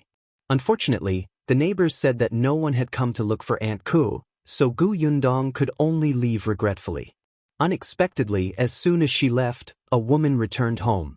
This person happened to be the person who saw Mrs. Ren of the Zhou mansion that day. The next day, when the convoy left the Xuanhe Prefecture, the accommodation conditions for the rest of the journey were much worse. Sometimes they had to stay outside. The convoy traveled fast. In fact, they had already tried their best to take care of the 2 girls, Gu Yundong and Tong Shuetao. However, they had to send the goods to their destination as soon as possible before they could be at ease. Shao Qingyuan could not bear it. He had wanted to ask her not to follow the convoy several times, but Gu Yundong had rejected him. In any case, she was already used to it. In the past, not only did she stay outside when she fled, but she could not even sleep. Now that Shao Qingyuan was by her side, she could sleep especially soundly in the carriage at night. There was nothing bitter about it. Tong Shuetao was even more unwilling. She could learn martial arts from these escorts. How could she give up such a rare opportunity? However, with Gu Yundong around, the escorts had a sumptuous meal. In the past, when they went out, they were all rough men. Not only was the food they ate hard, but it also tasted especially bad. Even if someone cooked, it was still torture. It was either too salty or too tasteless. It was better to eat dry food. With Gu Yundong and Tong Shuetao around, their culinary skills were very good. Since they had to eat anyway, it was fine to make more. They had brought rice, noodles, vegetable oil. The escort sect would also take the initiative to give them some money for the food. In any case, the Tao family had given them a lot of money for this trip. Escort Wang especially liked Gu Yundong's cooking. When the carriage was parked in the wilderness, he would often run to her side and squat down to take a look. It's a pity that we will reach Qingyuan Prefecture in 2 days. We can't enjoy Miss Gus cooking anymore. You've been watching for so long, but you still haven't learned it? Gu Yundong stirred the vegetable porridge twice and asked Tong Shuetao to go to the carriage to take out the pickled vegetables she had made. Escort Wang shook his head. This really requires talent. My hand is no different from my foot. It's really no good. As he spoke, he slapped his palm hard. Gu Yundong was speechless. It was Shao Qingyuan who pushed him to the side. Go and look after the goods. Don't be lazy. Hey kid, I'm at least 12 years older than you. Can you show me some respect? Escort Wang snorted unhappily. The other escorts at the side roared with laughter. Brother Wang, you said it yourself. We'll be arriving at Qingyuan Prefecture in 2 days. Qingyuan is going to be separated from Miss Gu, yet you still disturb the couple. You're too thick-skinned. Isn't that so? Your wife isn't around, so you specially went to sabotage other couples. How can you be so shameless? Someone shouted at Gu Yundong, Miss Gu, don't let him eat your porridge. Gu Yundong had interacted with the escorts in the escort agency for a long time and was very familiar with them. She quite liked these people.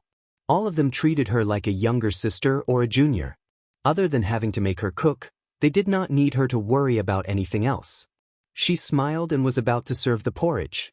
Suddenly, Mao, who had gone to the forest to relieve himself, ran over quickly. Young master, miss, bad news.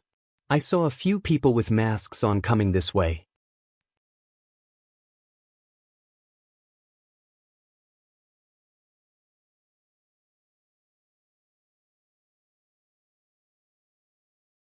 Tong Shuetao scolded them, come on, you're not going to help. You're going to add trouble. You might even need the future master to protect you. Just as she finished speaking, she exclaimed softly, Miss, they're too despicable. The 3 of them surrounded the future master and attacked him together. They almost hit him. Mao became even more anxious. Miss, quickly think of a way. That's right. We can't just watch helplessly. Zhu suddenly hated himself for learning martial arts too slowly recently. Miss, you've always been smart. There must be a way. As the 3 of them spoke, they turned around and placed all their hopes on Gu Yundong. However, the next moment, the 3 of them were stunned. Wait, when did the crossbow in Miss' hand appear? Why didn't they see it?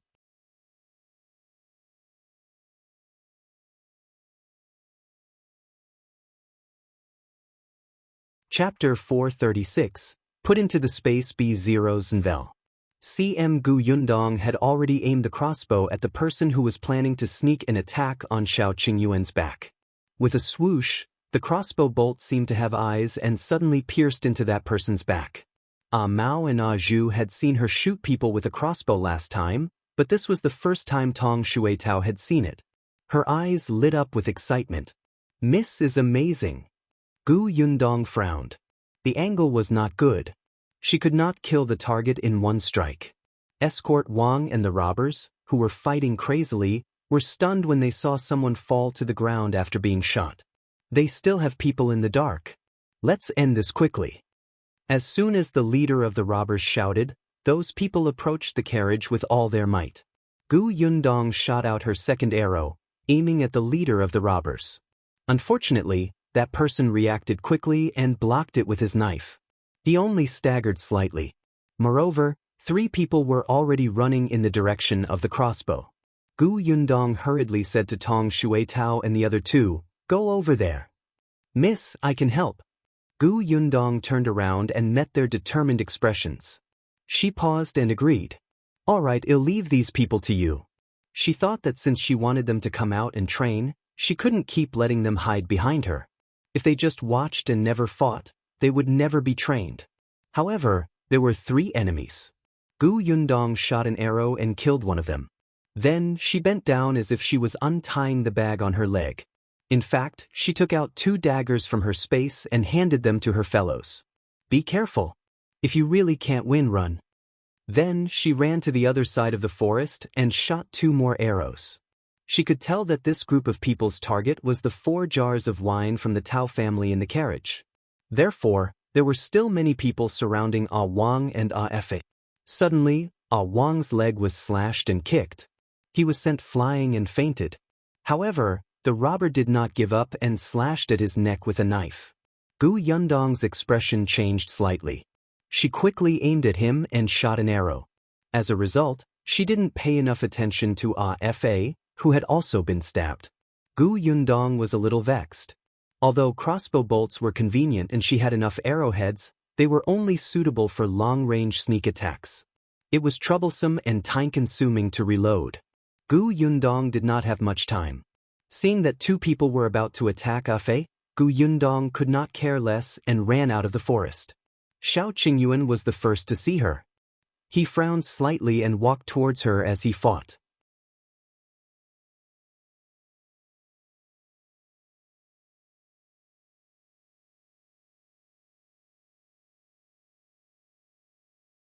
Chapter 437. How could there be no goods? B0 Snvel.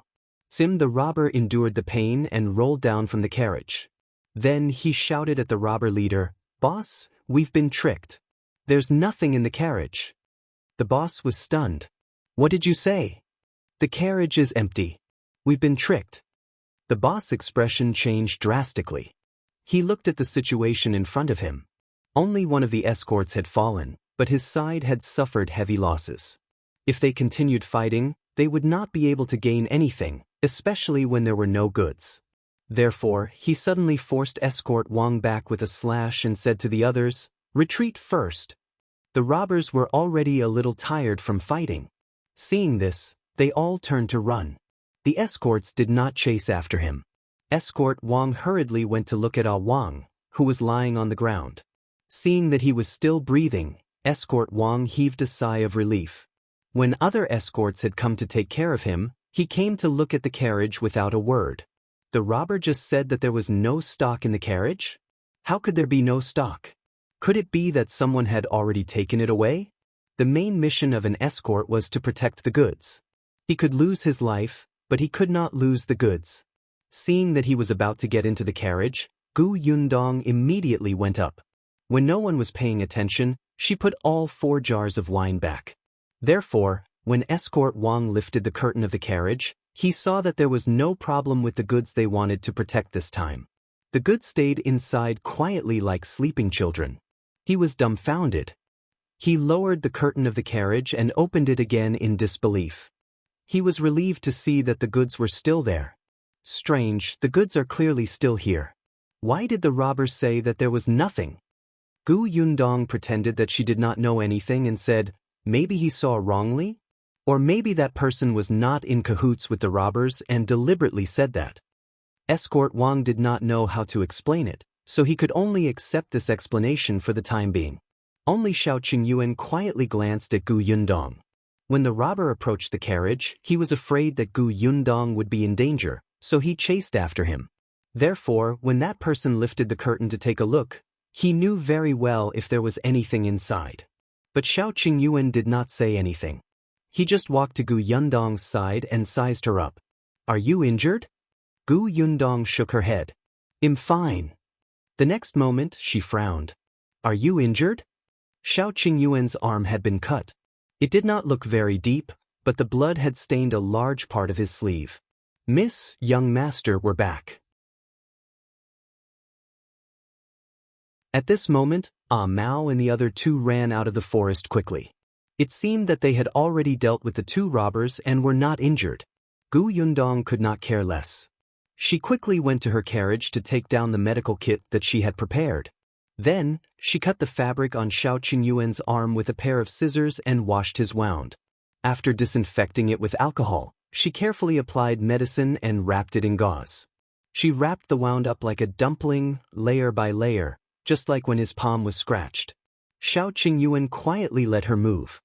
He looked at her lowered eyes and smiled in satisfaction. However, this peace was soon broken. There was an escort calling Wang's name in a panic. The situation looked terrible. Gu Yundong and Shao Qingyuan turned around and saw that Wang had already woken up. However, his face was pale as he spat out a few mouthfuls of blood. He was not the only one who was injured. All the escorts present were injured. Even escort Wang was limping.